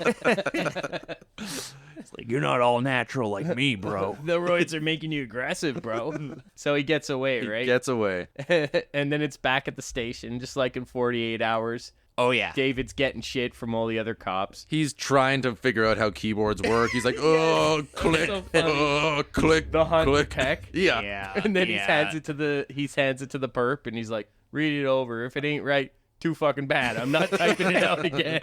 Then the other cops bring him a box, and there's a kitten in it. And they're like, because you're trying to catch that cat burglar. You thought you might want this. Because you're such a pussy. He's like, you just gave a live animal to this guy as a fucking dumb joke. He's gonna eat it or something. I wonder how many grams of protein are in this little fucker. Gonna hit my macros. The fur's extra fiber. It's important when you're bulking up. Everybody's cracking pussy jokes. You got the hard ass boss. He's like, doesn't anybody have any work to do around here? And they all scatter, and Denitra's like, why don't you go home and like pump some weights, take a load off? And Yeah. David's like, he gives her like an aw shucks grin. Important to note, David doesn't tell the other cops that he saw his brother. No. He's playing it off like the cat burglar was someone he didn't recognize. Which, as much as he's on the side of the law, he does still care about his brother deep down. So he takes Denitra's advice. And yeah, he goes home and he's got the cat food. This was like a really funny visual gag. One of many in this movie, I thought. Because he's got the cat and he's coming home and he's got a big bag with a cat's head on it. And Yeah. And it's like, oh, what's he got there? Glitter or something? Oh, God. Or cat food. And then he takes the cat home and he empties it out in the kitchen sink. Yeah. You thought Nick And Nolte it's- was a slob. Yeah, it's cat litter. And then he feeds the cat. Oh, yeah, he feeds it baby food. He feeds the cat baby food. He lets it shit in his sink. I thought letting him shit in the sink was pretty nice. I love that. Whatever's wrong with Nick Nolte, where he's like an alcoholic and he's got no clean laundry, like there's got to be the next level of mental illness with this cop, where he's like, I just let cats shit in my sink. I don't need to do dishes. I mean, yeah, he wears the same clothes every day. Other than that, he takes care of himself. Like, he's not drinking rum with his fucking coffee. He's a very clean diet, but also that's a good point though. Like Nick Nolte, he doesn't believe in clean laundry. Oh, but he doesn't have a clean diet. This is the brother that's mowing down on cheeseburgers and stuff later. Right. That's right. Oh, empty calories, bro. Man, this movie's so fucking bullshit. Yeah, that would bro. never I don't happen. believe this. You would can't never eat happen. carbs like that and have a body like that. With that bro. amount of vascular. Yeah. Do these guys know how to grind or what? What kind of supplements does he take? If you want to get vascular like that, you can't be eating cheeseburgers. Not with the bun. Take the bun off, bro. Important to note, on the way into his apartment, David eyes up his cute little neighbor a little bit, and she's just like sees him with all this cat food, and they kind of like, oh, what's this going on here? And to get rid of the pain of seeing his brother or whatever, he decides to work out in the most aggressively noisy way possible. He's just like screams like, His neighbors can hear him. They're very alarmed. He's yelling at the top of She's his lungs. jilling off, smoking a cig in the bathroom next door. They cut and they show her, and she's just like sitting on the bathroom floor smoking a cigarette. Once again, in one scene, I'm laughing out loud. These are jokes in the movie. It's This so good. movie's fucking funny. It's funny, and you're Yeah. laughing with it. So then, that happens, and then we go to see how the other half lives, where Peter's in this mansion, and he's doing these weird sex gymnastics with his girlfriend. Where Oh, they're- yeah. It's pretty clear which brother has it better. One of them's working out in a dingy apartment. The other one's in this penthouse with, like, paintings and stuff all around. Crime pays. beautiful Crime fire crackling, and then he's talking to her, he's saying that maybe they should get a bit more serious, and he pulls out a piece of coal and he just squeezes it really hard, and then he opens his hand and there's one of the diamonds he stole, and he's a real smoothie. But so yeah, that's kind of, we're getting to see how they both are. One has an active social life, the other is some weird psycho who just lets his cat shit in the sink. Yeah. One's all tightly wound and he's all involved with the law, and the other one's laissez-faire, a little loosey-goosey. How are these identical twins gonna get along? So then we cut to Denitra, who's in the alleyway. She's Definitely not dead meat when she's like, oh yeah, I'm going out on this super dangerous mission tonight. See you never. 'cause Better I'm not gonna tell be a anybody corpse about in it. 10 minutes. yeah. I gotta go alone to the train yards Yeah. at night. Put on these like knee-high boots and everything. Yeah. And she's looking all sexy, like I- dressed up like a sex worker. Yeah. I have think so, to yeah. assume that for the entire movie she's been undercover as a sex worker. Yeah, it's Which- and it's some sort of drug deal that I think they're setting can up, and she wants hardly to get some walk in those information. Yeah. heels too. She's Yeah. like, They It's never like, actually you're- mention that, though. They don't say, like, I'm going undercover. It's just from the first scene she's in, she's kind of dressed like a prostitute and continues to be. so she bumps into the chauffeur guy from the first scene, and he caps her. Danger, Denitra! Gun flailing madly! Blam, blam! Boom. Right. Will Robinson pulls out like a 12 gauge and just totally blasts her in the fucking head. Like, Yeah, it's I think pretty it's brutal. off screen, but it's still a brutal shot for this movie. So then that happens, and then the next day, Dave walks in, still wearing his halter top, and he finds out that Denitra, something happened to Denitra. He's on the crime scene, and I thought it was a rail yard, like a train yard at night, but in the daytime, it reveals that it's like a playground or something like that. Because at some point in the scene, he Interesting. punches another cop through a swing set. Like he Okay. goes flying through the air. Because I was under the impression it was a train yard, too. It was a train yard at night, but then in the daytime when they're at the crime scene, Playground. and this one cop, they're insinuating that Denitra might have been dirty, and Dave's like, oh, that's my partner, and he just clocks him, and he goes Yeah. flying through the air. That's where I like my kids to play, is right next to some Yeah. active train tracks. That's Go where you play get on the best squash tracks, pennies. boys. Train yard workers have to unwind, too. So we find out that now it's personal. David wants to find out who's capping his partner, and then we cut to Roddy McDowell's office, and he's not happy that his diamonds that Peter stole are missing. And this is when you find out that you don't cross Roddy McDowell, because he'll just like trade off if you're head of security and you do a bad job. He's like Darth Vader, where he's like, I don't appreciate failure, and then Bob will just cap him. And Yeah. Bob's his... Wimpy English Darth Vader who's like 5'2" Yeah. and has no superpowers. You know what he's got, though? He's got money. Man, if I worked for him, I would just like flick him like a little booger or something. You're like a off a gnat. bridge. Yeah. Accidentally roll over and squish him. But he's got those wily eyes, though. If you like flick him, he's like, oh, think of a revenge and come back 10 years from now when you least expect it and poison your way. That's a man who's been flicked his entire life. He's not going to take it anymore. He's a grown criminal now. Sure. And he has surveillance footage, so he sees that this hulking brute in a leather jacket has stolen his diamonds. And a gentleman, I think we have a Twix up on our hands. Oh, shit. They're twins. They look the same, but I think they're mixed up. Which one's which? It's hard to tell the difference.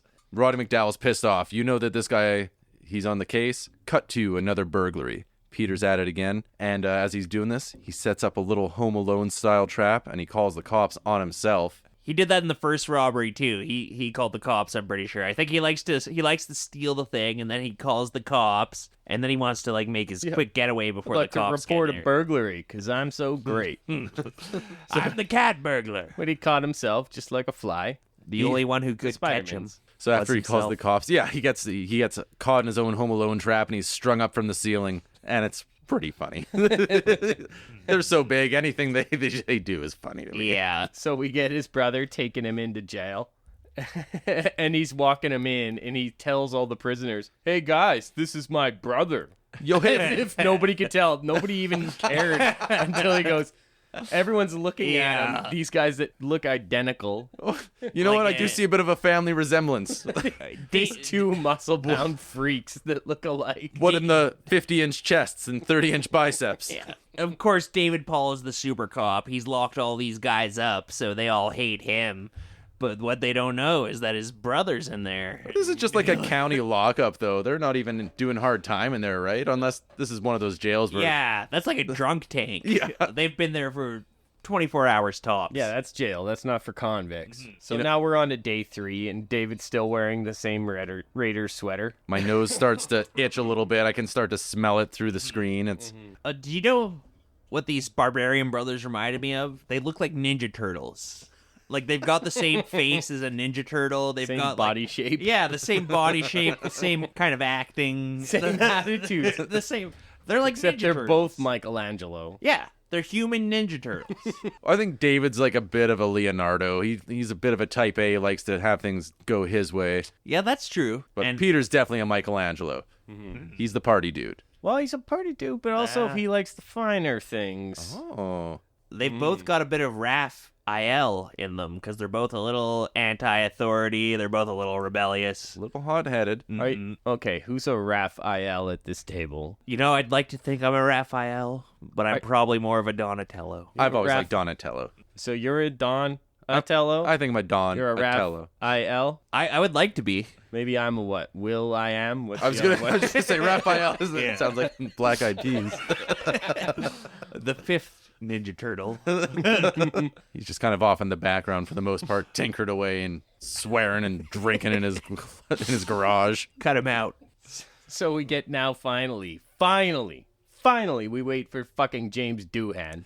Scotty himself. This was a pleasant surprise to me. I wasn't expecting to see Scotty in this movie, but I loved it, but he had to. He's got a bad toupee on.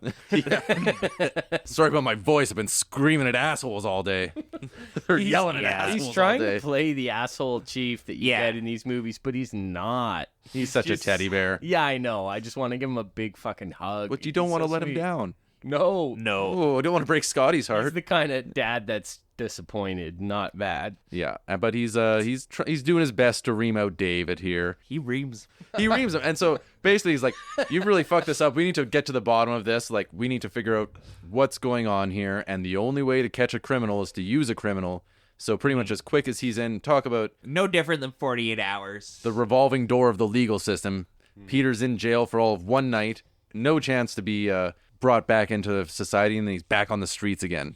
Hey, why can't we lock up these lovable, muscle-bound diamond thieves? Throw away the fucking key, huh? When are we gonna get These hard on Barbarian crime. Brothers are dangerous. If one of these guys rolls over, he could squish me. You know what, Bar? I'm not gonna do it. I'm not gonna lock up these Barbarian Brothers. I think they're good American boys. Bar, I'm going That to was his repeal first the death mistake. penalty in California. I heard that Peter Barbarian is on death row, and I don't want to have it, Bar. I don't want to have his death on my conscience. Peter is the one brother's name. I don't know the other brother's name.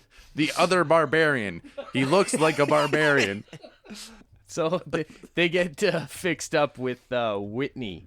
Like Houston? Yeah. He's the lame duck cop who's like, What a geek. They call him a geek. At first, I didn't trust him. I was like, "Oh, this guy's working for the bad guys." So they're picking on him immediately. Is this before or after David tries to hand in his gun and badge, and then he decides, like, he's so indignant about having to work with his shithead brother, there's like, fuck it, I don't want to be a cop anymore. I'm just gonna throw it into the river. But he almost pulls a Dirty Harry and like throws his badge into the river. He's so upset. But This movie really falters when David Paul tries to do the serious stuff, which thankfully only happens like a couple times. there is When he finds out that his partner's murdered, for instance, he's called upon to do some acting, and it's like, oh god, fast God forward. bless just give him 10, 15 seconds to get through it, and then go back to working out loudly. There's certainly a degree of awkwardness here in the way some scenes are cut. Like, it'll be cutting back and forth between the Barbarian Brothers, and one of them will say a line, and the camera will hold on them a little too long before it cuts to the other guy, so it gives, like, an unnatural cadence to the conversation. That's the kind of stuff that's different from what a quintessential professional like Walter Hill brings to the table with his cinematography and everything. Are we sure there's two Barbarian Brothers and they're not pulling like a Winklevi in a Social Network where it's just, David Paul twice? now is as good a time as any to say that David Paul, he died in 2020. Oh, Which is very sad. When I looked that up, I was like, oh, man. that's horrible. The other brother, Peter Paul, who plays the thief in this movie, he lives on. And they haven't released what was the cause of death for David Paul, but RIP to a real one. I fucking love these guys. I've seen a couple of their movies and they're sweethearts. Yeah. They're big, lovable lugs. They were, they did. His death didn't make the news outside of like the bodybuilder magazines and stuff because that's where they're kind of legends. Good for them. Decades of steroid use probably didn't help the old heart too much. That might have factored in. Hey, he doesn't use roids, man. All in that cheeseburgers. So they're on the case, and Peter's like, I really got to go pee. And so David sends in Whitney. He and knows. poor Whitney's he's so intimidated by having this huge guy next to him. He's like, come on, little fella. He can't go. He gets played like a piano here. Well, Whitney could, yeah. He's like, oh, I'm too shy. I can't go pee. And so Peter's like, he goes into the stall and he goes to try and escape. And then he does a nice, clever bit where he takes out the tube from the toilet tank to make it flow water into the toilet bowl and Make a sound like he's pee peeing. sound. Yeah. He gets Whitney talking. He gets Whitney talking on a subject where he knows he'll be talking for a He's while. like, tell me about your family life. He's like, well, my sister's married to an accountant in Arkansas. Yeah. My mother's English and my father's Irish, so I guess that makes me English-Irish. Hell of a combination. And so he jumps out the window, and I knew it. I saw it coming. I was like, oh, his brother's going to be waiting for him outside that window. With a Sure gun. enough, yeah. Gun Gun pressed to his right in the temple. face. He's just like, wanna get your ass back in there. Give me an excuse. Flies So- back up through the window. He goes back up through the window, and then he falls in the toilet, and his leg gets all wet. And he comes out and sees Whitney. Whitney's still talking about his family, and he sees his foot's all wet, and he goes, oh, last drop always goes down your leg, no matter how much you shake it. Brilliant. This is funny. It's funny. That's like Austin Powers movie Yeah. funny. Like, I always like Yeah. that no matter how much you shake and dance, the last drop always goes in your pants. That's my that rhymes. That's much better. I should have had you on the screen, right? Yeah. I could have punched it up. So they end up going to the Thief Brothers' Peter's place. house. Yeah. They do, and before they even go in the door, they don't miss an opportunity to just belittle Whitney. There's a bunch of bikini babes in the car next door, and Peter's like, "This is my brother and my sister," and they're like, "Ah, Whitney, you suck." And they ransacked the shit out of this place. Picture an incredibly violent ransacking, very thorough, and then double and triple that because everything is flipped over and ripped open and. Even Peter's beautiful self-portrait that he had hanging over the fireplace. Brutally defaced. It was a hateful ransacking. Things were destroyed. But they find an interloper in his pad. Yeah, lucky coincidence. They're there. They're the guy who has been doing the ransacking happens to be there too. So And they immediately start waterboarding him and just torture. It turns into Guantanamo Bay for a second. They just immediately start torturing But him. it's with a bodybuilding twist. They like put him down on like the bench press bench or Oh, whatever, and they're This is- like smashing protein powder in his face, and they've got Peter has those electrodes. He's like, I don't even work out anymore. I got the stuff that works out for you. Those like Dr. Ho things that like shock your muscles. This is the perfect way to illustrate the differences between the Barbarian Brothers. You've got the one Barbarian brother who he like pumps iron and he screams and while he's working out, and then you got the other one. He likes to take the lazy route. He attaches electrodes to himself. So If I could get a body like that by strapping a couple of electrodes to any part of my body, sure. done deal.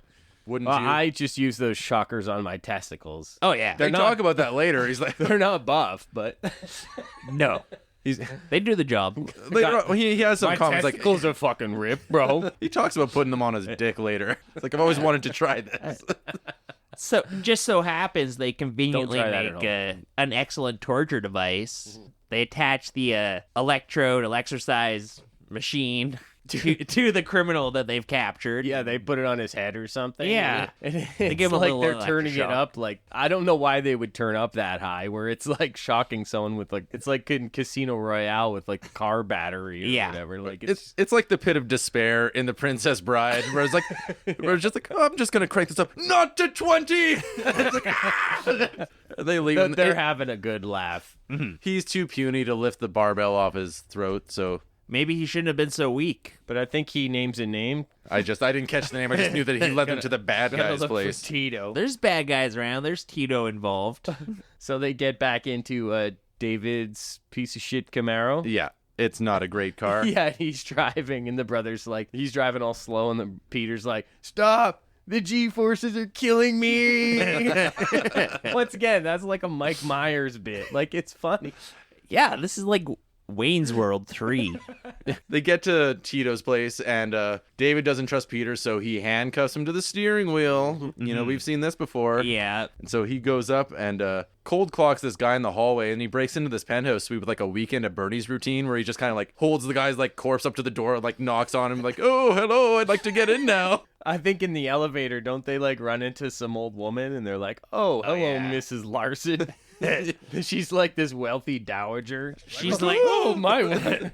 I'm my like, word, here's how you get to the penthouse I'm suite. like, when is she going to get a pie in the face? I didn't know they let Yeah. barbarians into this building. Ooh. She should at least have to like round a corner and sees them working out or something. And Yeah, she's and like, they oh. they just completely, he beats the shit out of this security guard, basically almost kills him, and it's Yeah. like got like Sesame Street music going.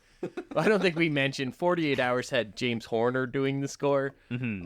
Absolutely saxophoning it in. The music in this movie is horrible.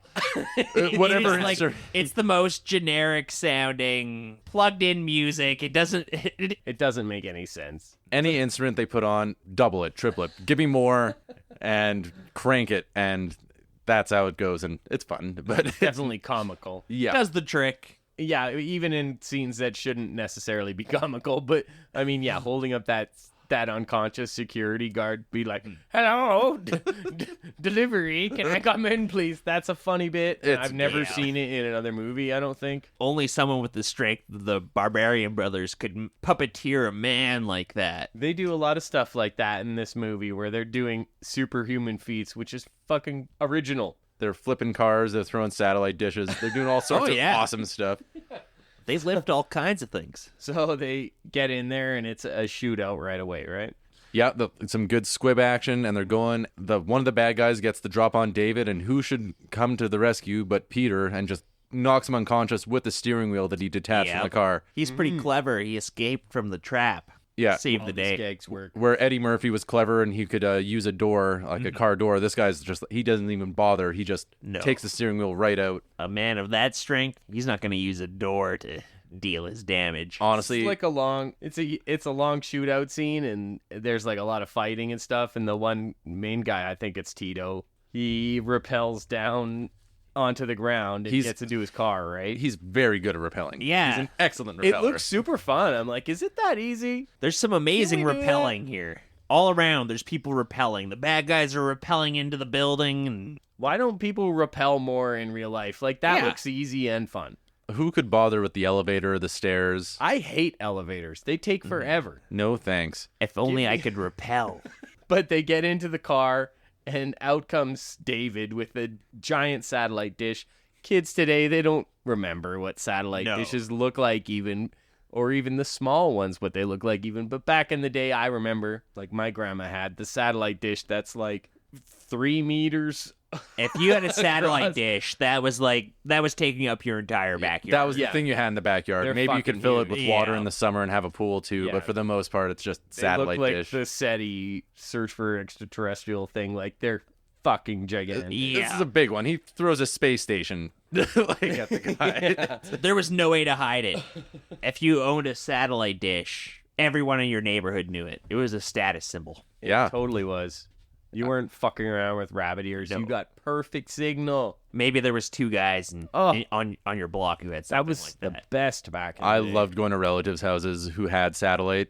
Just, they had all the extra channels. We had basic cable, which is fine. I got by.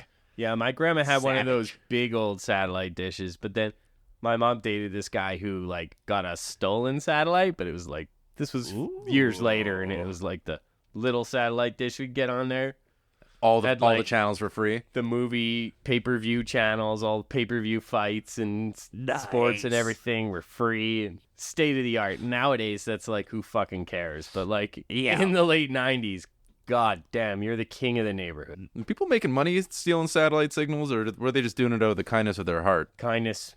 What a great thing. Mm. It truly was a better time. Yeah. We don't have that any longer. Peter Paul were here, he'd be stealing satellites. Yeah. If I heard Peter one of you J. guys was stealing a satellite signal, I'd call the police right now. See something, say something, man. Are we a narc podcast now? We're pro narc podcast. Call in with your stolen We satellite just signal. switched.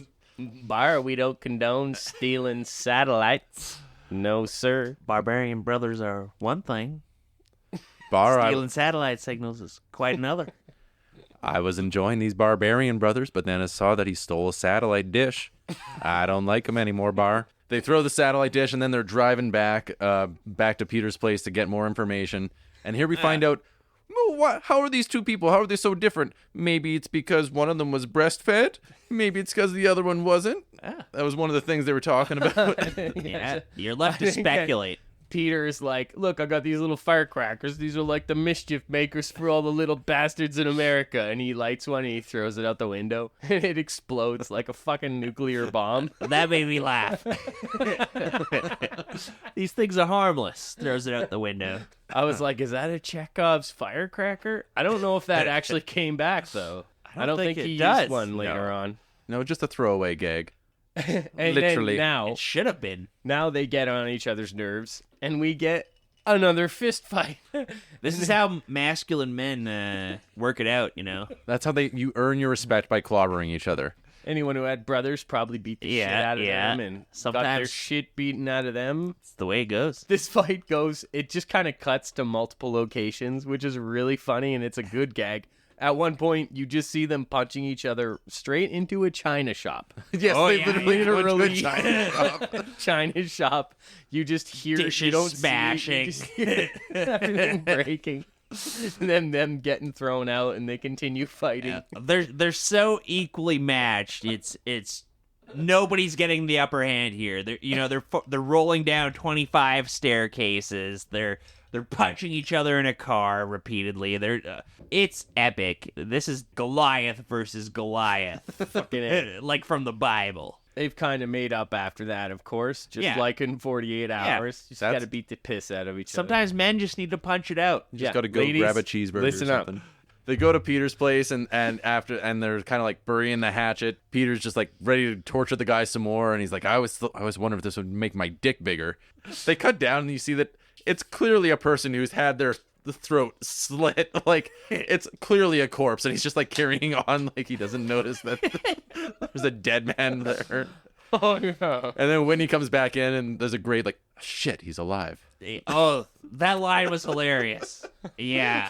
Poor Whitney. They find poor Whitney laying on the ground, passed out, and David Paul, the cop brother, goes up to him and like takes his pulse, and he's like, "Shit, he's alive." It's perfect. That's the funniest part of the movie, right there. It's like Naked Gun shit. Yeah. And so they decide to like I don't know how they decide to go to this restaurant. Maybe it's just circumstance, but they get gussied up a little Peter bit. wanted to go to this restaurant. Yeah. On the way, they're like talking about their old man or something. Yeah. It's like, what happened to him? Oh, he got old timers disease. You mean Alzheimer's? And then he goes, yeah. He turned into like Ronald Reagan, you know? Yeah. This is the scene where you realize that one of the brothers is the smart brother and one of them's the dumb brother. Yeah. Before that, you're like, these brothers are pretty similar. Now you're like, okay, they're trying to do a little character differentiating here. And you get to see a bit of his heart. He's like, one day he stopped remembering things, and one day I guess he just remembered to wake up, or couldn't remember to wake up. It's some Very simple sad. That's how I want to go. stuff. Yeah. He just didn't remember how to wake up no more. Hey, I hope you wake up. He had old timers disease. They go to the fancy restaurant and they get David dressed up into a suit. Yeah, they're wearing now. David has to enter the world of Peter Paul. Luckily, there's some sort of circus in town where they could just rip the big top off to find something that'll fit this guy. It's like this circus tent looks like pinstripes. Sew it up. Yeah, you're not getting that size off the rack. Cop brother looks like Frankenstein wearing the suit. Like he doesn't know how to walk in it. His arms are all stiff. He's like, "Nah, get this off of me. I can't wear this so good." And then they're sitting way too close together. And they always sit uncomfortably close. And somehow Roddy McDowell, his character, is there. Chamberlain. Which I don't know if that was planned, but they're in the restaurant and the bad guy, the main villain of the movie, is there. And then the waiter goes by them and he's like, I guess those Patty Duke pills just kicked in. Okay, I give up. Which one of you adores a minuet? Do you guys know what that means? No. That has to be a reference to something. I didn't look it up. I thought maybe one of you did. I don't, but it's genius. But then they figure Roddy McDowell's talking to Kent. Kent is the new head of security, and then they follow Kent to a bathhouse where they once again sit very close together. They're like shoulder to shoulder in a hot tub, and it's revealed that they're like spying on somebody, but they're just sitting so close to each other. Yeah. They walked past like the receptionist. Like first one brother goes by, and then another one does, and the receptionist is like, I'm seeing double. It's a good gag. Like the second one comes in, it's like, did I just walk past here? And the receptionist nods and is like, okay, thanks. And then he goes. So they intimidate this guy. They lock the counselor dude in the tanning bed. Yeah, they're in the spa. There's a corrupt city councilman there. He's working with Chamberlain. They trap him in a tanning bed. They fuck up his clothes somehow, too. I don't know what they did to them. They looked like shredded rags or something. This is something out of like Final Destination or Death Spa. They trap a guy in a tanning bed. So it's a pretty effective torture technique. They've got their torture techniques down. They've got their electroshock muscle stimulators. They've got their tanning beds. I trained these Barbarian Brothers. They came down to Langley with me for a weekend, and I just kind of showed them how we do things. I showed them some enhanced interrogation. We set up a little place down in Guantanamo Bay in Cuba. But this is unlike those other horror movies. This guy doesn't die. He makes it out, and he's just a total lobster, and it's funny. It just keeps getting worse on him because they fuck with him there, and then they fuck up his clothes, so then he has no clothes, and he's going out naked, and then as the final nail in the coffin, they're like, that's not even the worst of it. He goes outside and he looks at his Benz, and it's upside down in the parking lot. They rolled it over. Their greatest feat of strength. Beautiful. So then we get that chauffeur guy from the beginning of the movie, Will Robinson. Bob. The counselor's getting out, and I guess he leaked, and those guys had to take care of him. Yeah. He runs over him like fucking 5 times. Yeah. It's so good. That was a change of pace for Bob. He usually shoots people, but this time he just ran over the councilman. He's cackling maniacally as he's squishing this guy. You know, it's sometimes you just find a job that you love. And I think Bob just found the perfect job, you know? Do what you love. He's you never loving worked it. a day in your life. He gets to shoot people. He gets to run them over. Gets to run over a city councilman. Yeah, it was a particularly bad case of being run over repeatedly. So then we're on a stakeout, and the brothers are getting to know each other a little bit more. Peter's just taking pot shots at Dave the whole time, and it's like, well, how much do you make? And it's like $23,000 a week. No, a year. And That's not cat burglar numbers. no, Cops, they're so noble. but they fuck up. So they're back in Doohan's office, and he's off the case. He's off the case. I got one more day. We're doing this in an afternoon, right? I've got to yell you some more, and you're off the case. But Peter's got a little ace in the hole. He's like, I might know somebody who knows something, and in walks David Carradine. Hell yeah. Yeah. Prison visit sequence where Peter's sitting down, and Carradine just walks in, and Carradine is like the master cat burglar who taught Peter Paul everything he knows about cat burglaring. not only does he know everything about cat burglaring, he knows everything about MacGuffins. Yes. He will explain the MacGuffin in your movie, no problem. Yeah. Just pay him $2,000, and he'll come in and do it in an afternoon. You got R.I.P. as well to David Carradine. Yeah. This guy brought so much to every role he was in. I love David Carradine. And I have to think He's we'll doing be his Bill thing here for sure. Yeah, We're going to be seeing him quite a lot throughout this podcast, I think. I think so. Because, like Roddy McDowell, he will act in your movie. Yes. He's not doing it to be ironic. He'll show up, and he's a professional, and he will... He's always good. He's always I've good. never seen him be bad. He always elevates it. I recently watched Boxcar Bertha, which was Martin Scorsese's second movie, and David Carradine's a young, fresh face in that, and he's been good since pretty much day one. He's so good, though. Why couldn't he figure out the dangers of autoerotic asphyxiation? Maybe it was just his time to go. Maybe he was just like, do I unloosen right now, or do I just go for it? We'll never know. Oh, man. Poor guy. I just hope he went out happy.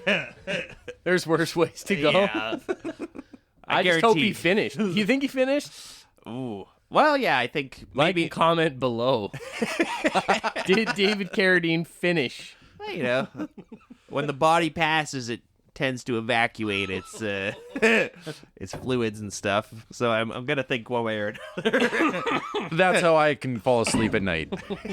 Every night before I go to sleep, I just think, and I know in my heart of hearts that he finished. Otherwise, what am I even Yeah. doing here? My face hurts. David, the cop brother, he gets captured. Yep. And Peter comes to save him. Oh, David Carradine explains the whole thing to him. He explains what this little metal card's A lot all of about. technical mumbo jumbo. Yeah. But at the end of the day, you kind of get an idea of what's going on. Now you know. This card grants you access to $5 billion worth of diamonds stored up in a vault somewhere or something. Somehow this card grants you access to the diamond market exchange, which in turn would get you 5 billion diamonds if you use it right. Remember to use your diamonds wisely. And, like, I'm not a criminal like David Paul. I don't know the exact details of how this card works, but Keep trying. Here, let me show you. I'll tie this little rope around your neck here. David Paul, not David Carradine. same difference. Took the wrong direction.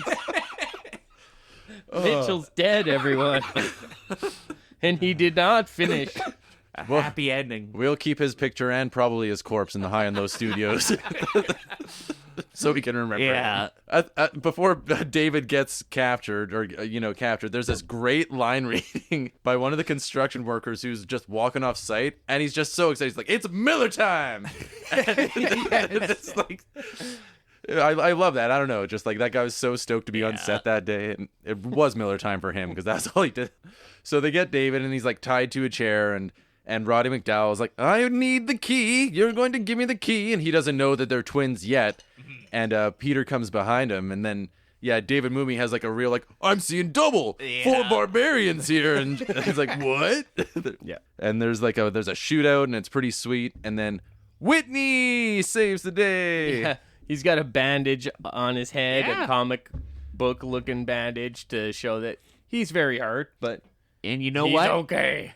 These Barbarian Brothers have been making fun of this guy and bullying him throughout the whole movie, but at the end of the day, He's a hero. He's more than just a little pencil-pushing dweeb. Yeah. They call him a dick immediately after he saves them. he saves them and like, Whitney, we're so glad you're alive. And then he like goes out of earshot and one of them's like, dick. They were disappointed that he lived earlier. They're like, I wish he was dead. It's funny in this movie. That trope of like being really mean, where like nice characters are like mean and to one particular person for no reason. That's gotten so old in comedies lately, but it's funny in this movie. It works when the Barbarian Brothers say it because they look like Ninja Turtles. Yeah. So, who are they to insult anyone? Shut up, Raphael. Okay, so then they kind of compose themselves, and now we're getting close to the climax. There's the main heist, and there's a showdown at this International Diamond Exchange. I think that's the building. There's this cop who's that taking must be where control the of the 5 scene. billion of diamonds is hidden. Yeah, This cop, I didn't understand what was happening here. You get this big wide shot and it like pans down to a low angle and you see him and he's got a big cup of coffee looking all self-satisfied and he's like, I own this building. And then it cuts to the bad guys planting explosives in the tunnels beneath. a la Die Hard with a Vengeance, which came out later. So somebody owes somebody some money, I think. Yeah. Same heist plan. Same And he's caliber still back smugly movie. standing there just going, Jones, bring me some decaf. Decaf. People love decaf in the 90s. He's making the reporters wait. He's just really big dogging it on everyone. And there's like enough cops here. There's enough cops swarming this place that you'd think Eddie Furlong's like hitting up Cyberdyne or something. You're expecting Arnold to start shooting gas grenades at them. But psych, there's 2 Arnolds. There's double the Arnolds, and there's a whole different plan. Yeah, why would you even watch a one Arnold movie? Did people know there was 2 of them? I don't think they did. You know, I never learned about the Barbarian Brothers until like last year, so I'm never watching another Arnie movie. No, why would you? Fuck him. Tune in next week. So what, Mr. Olympia? 5 times the Olympia. Yeah, 2 times the world, 5 times How many Olympia. Olympias do the Barbarian Brothers have? So The guys below the building, they make a big boom. They crack the safe. We get a, we're in. They got the vacuum cleaner, the shop vac. They're vacuuming up all the diamonds. they have like protein packs on Yeah. or proton packs on. They're just like backing Yeah. up the diamonds into their little backpack. This It's was like, smart. Don't cross streams. Vacuum. Yeah. I must confess, I was wondering how they were going to get all those little diamonds up, but That makes sense. yeah. I honestly, when I was watching this, I thought, what's wrong with a sack? Like, just take a pillowcase and you just dump the diamonds in. Do you have to go to Hoovertown? Hey, man, I'll go to Hoovertown any chance I get. Won't you take me to Hoovertown? Won't you take me to Hoovertown? So the Barbarian Brothers try to thwart them. They fail and they get sealed underground. And I was really hoping that they would just be like, "Argh!" Just like Just smash out. cut to footage of a volcano or something. Just like Hulk that. out. They've got like a little mine cart that they rode in and then they're riding out as they've got all the diamonds. Like, they've got them and there's Donkey Kong and Diddy Kong are right behind them. Adorable. Jack, did you put some security guards on the railroad the underground railroad? No, why would? Who would use that? Are you the one that goes under the Diamond Exchange? Gaping open tunnel that leads directly to the safe that we're trying to protect. Oh, no one will enter the vault through that way. Jack, we've got about 5,000 officers out in the parking lot here. Maybe we could send a couple downstairs. No.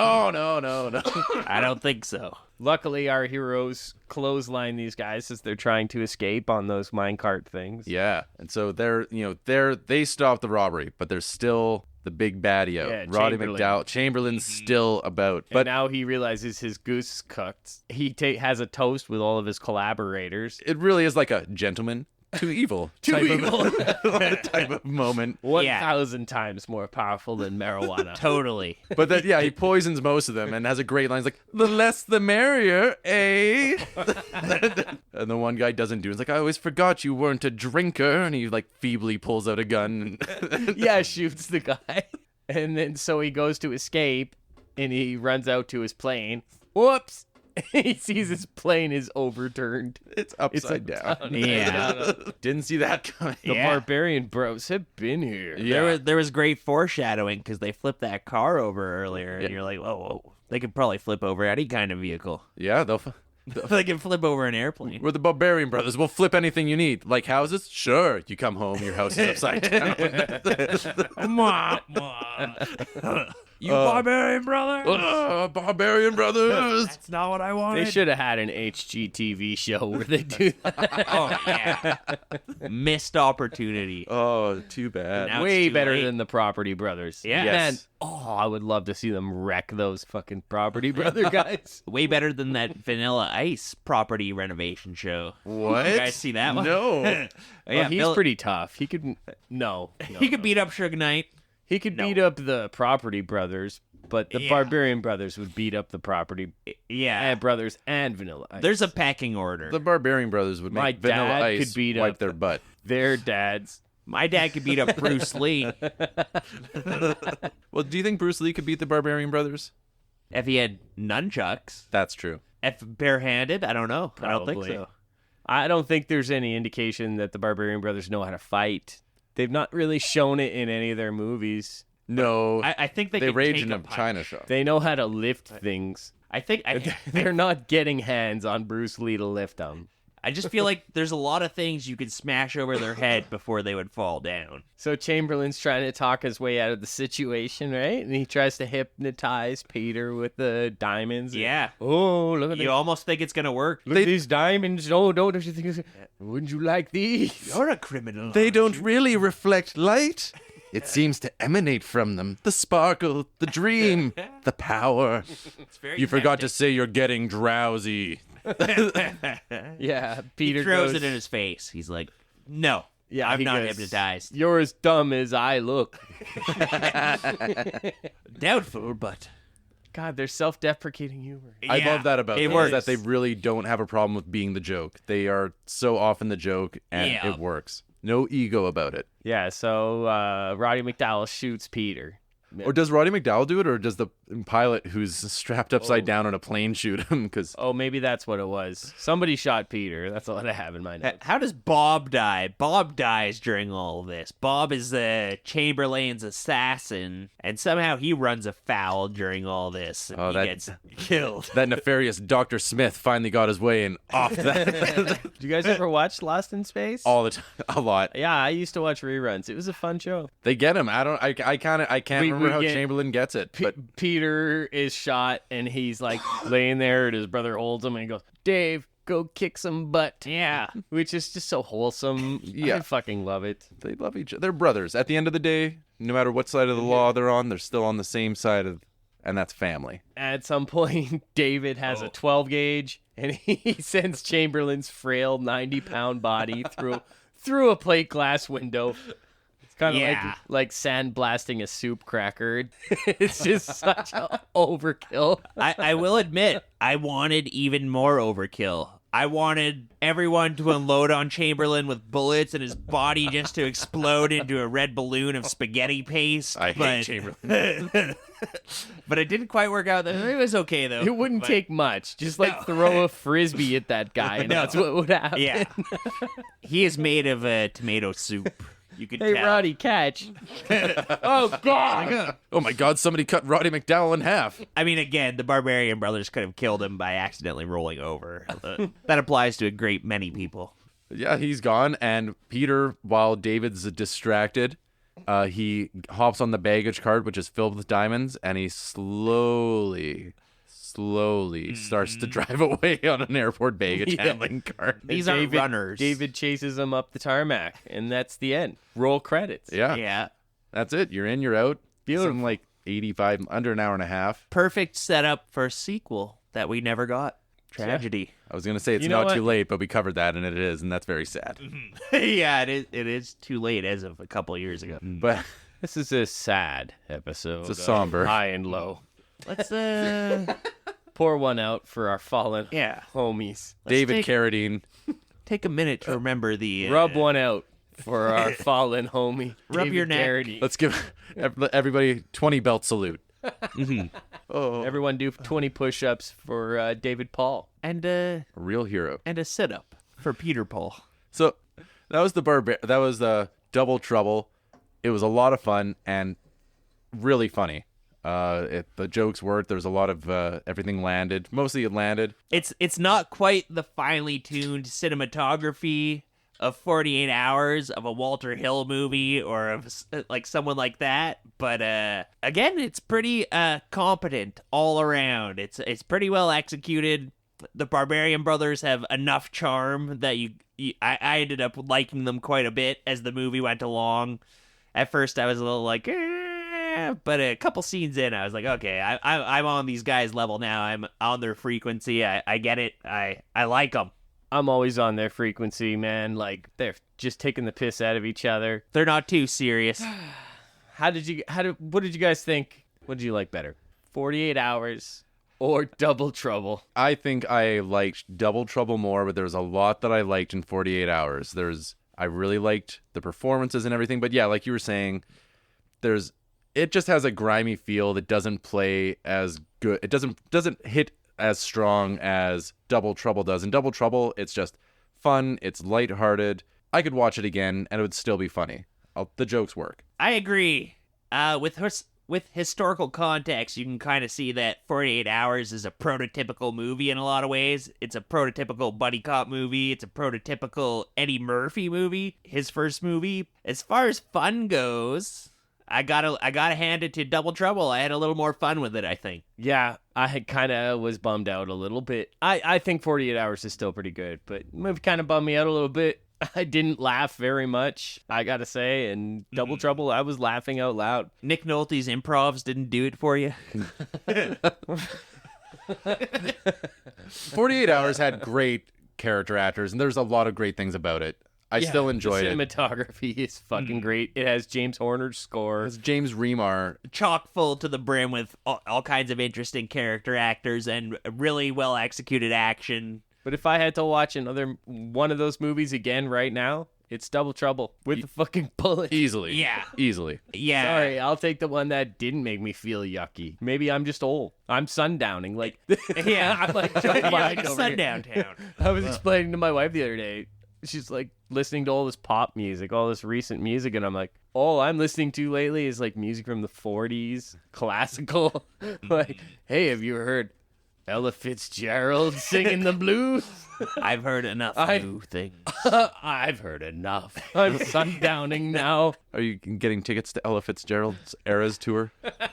She's been dead for like 60 years. Hologram.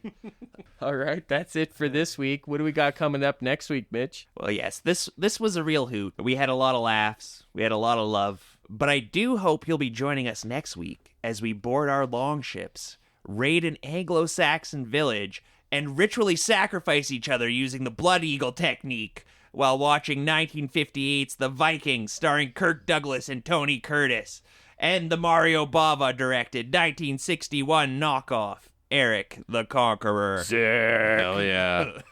Until next time, this has been High and Low. I'm Vonn. I'm Mitchell. I'm Luke. Smell you later. We've been waiting for a long time.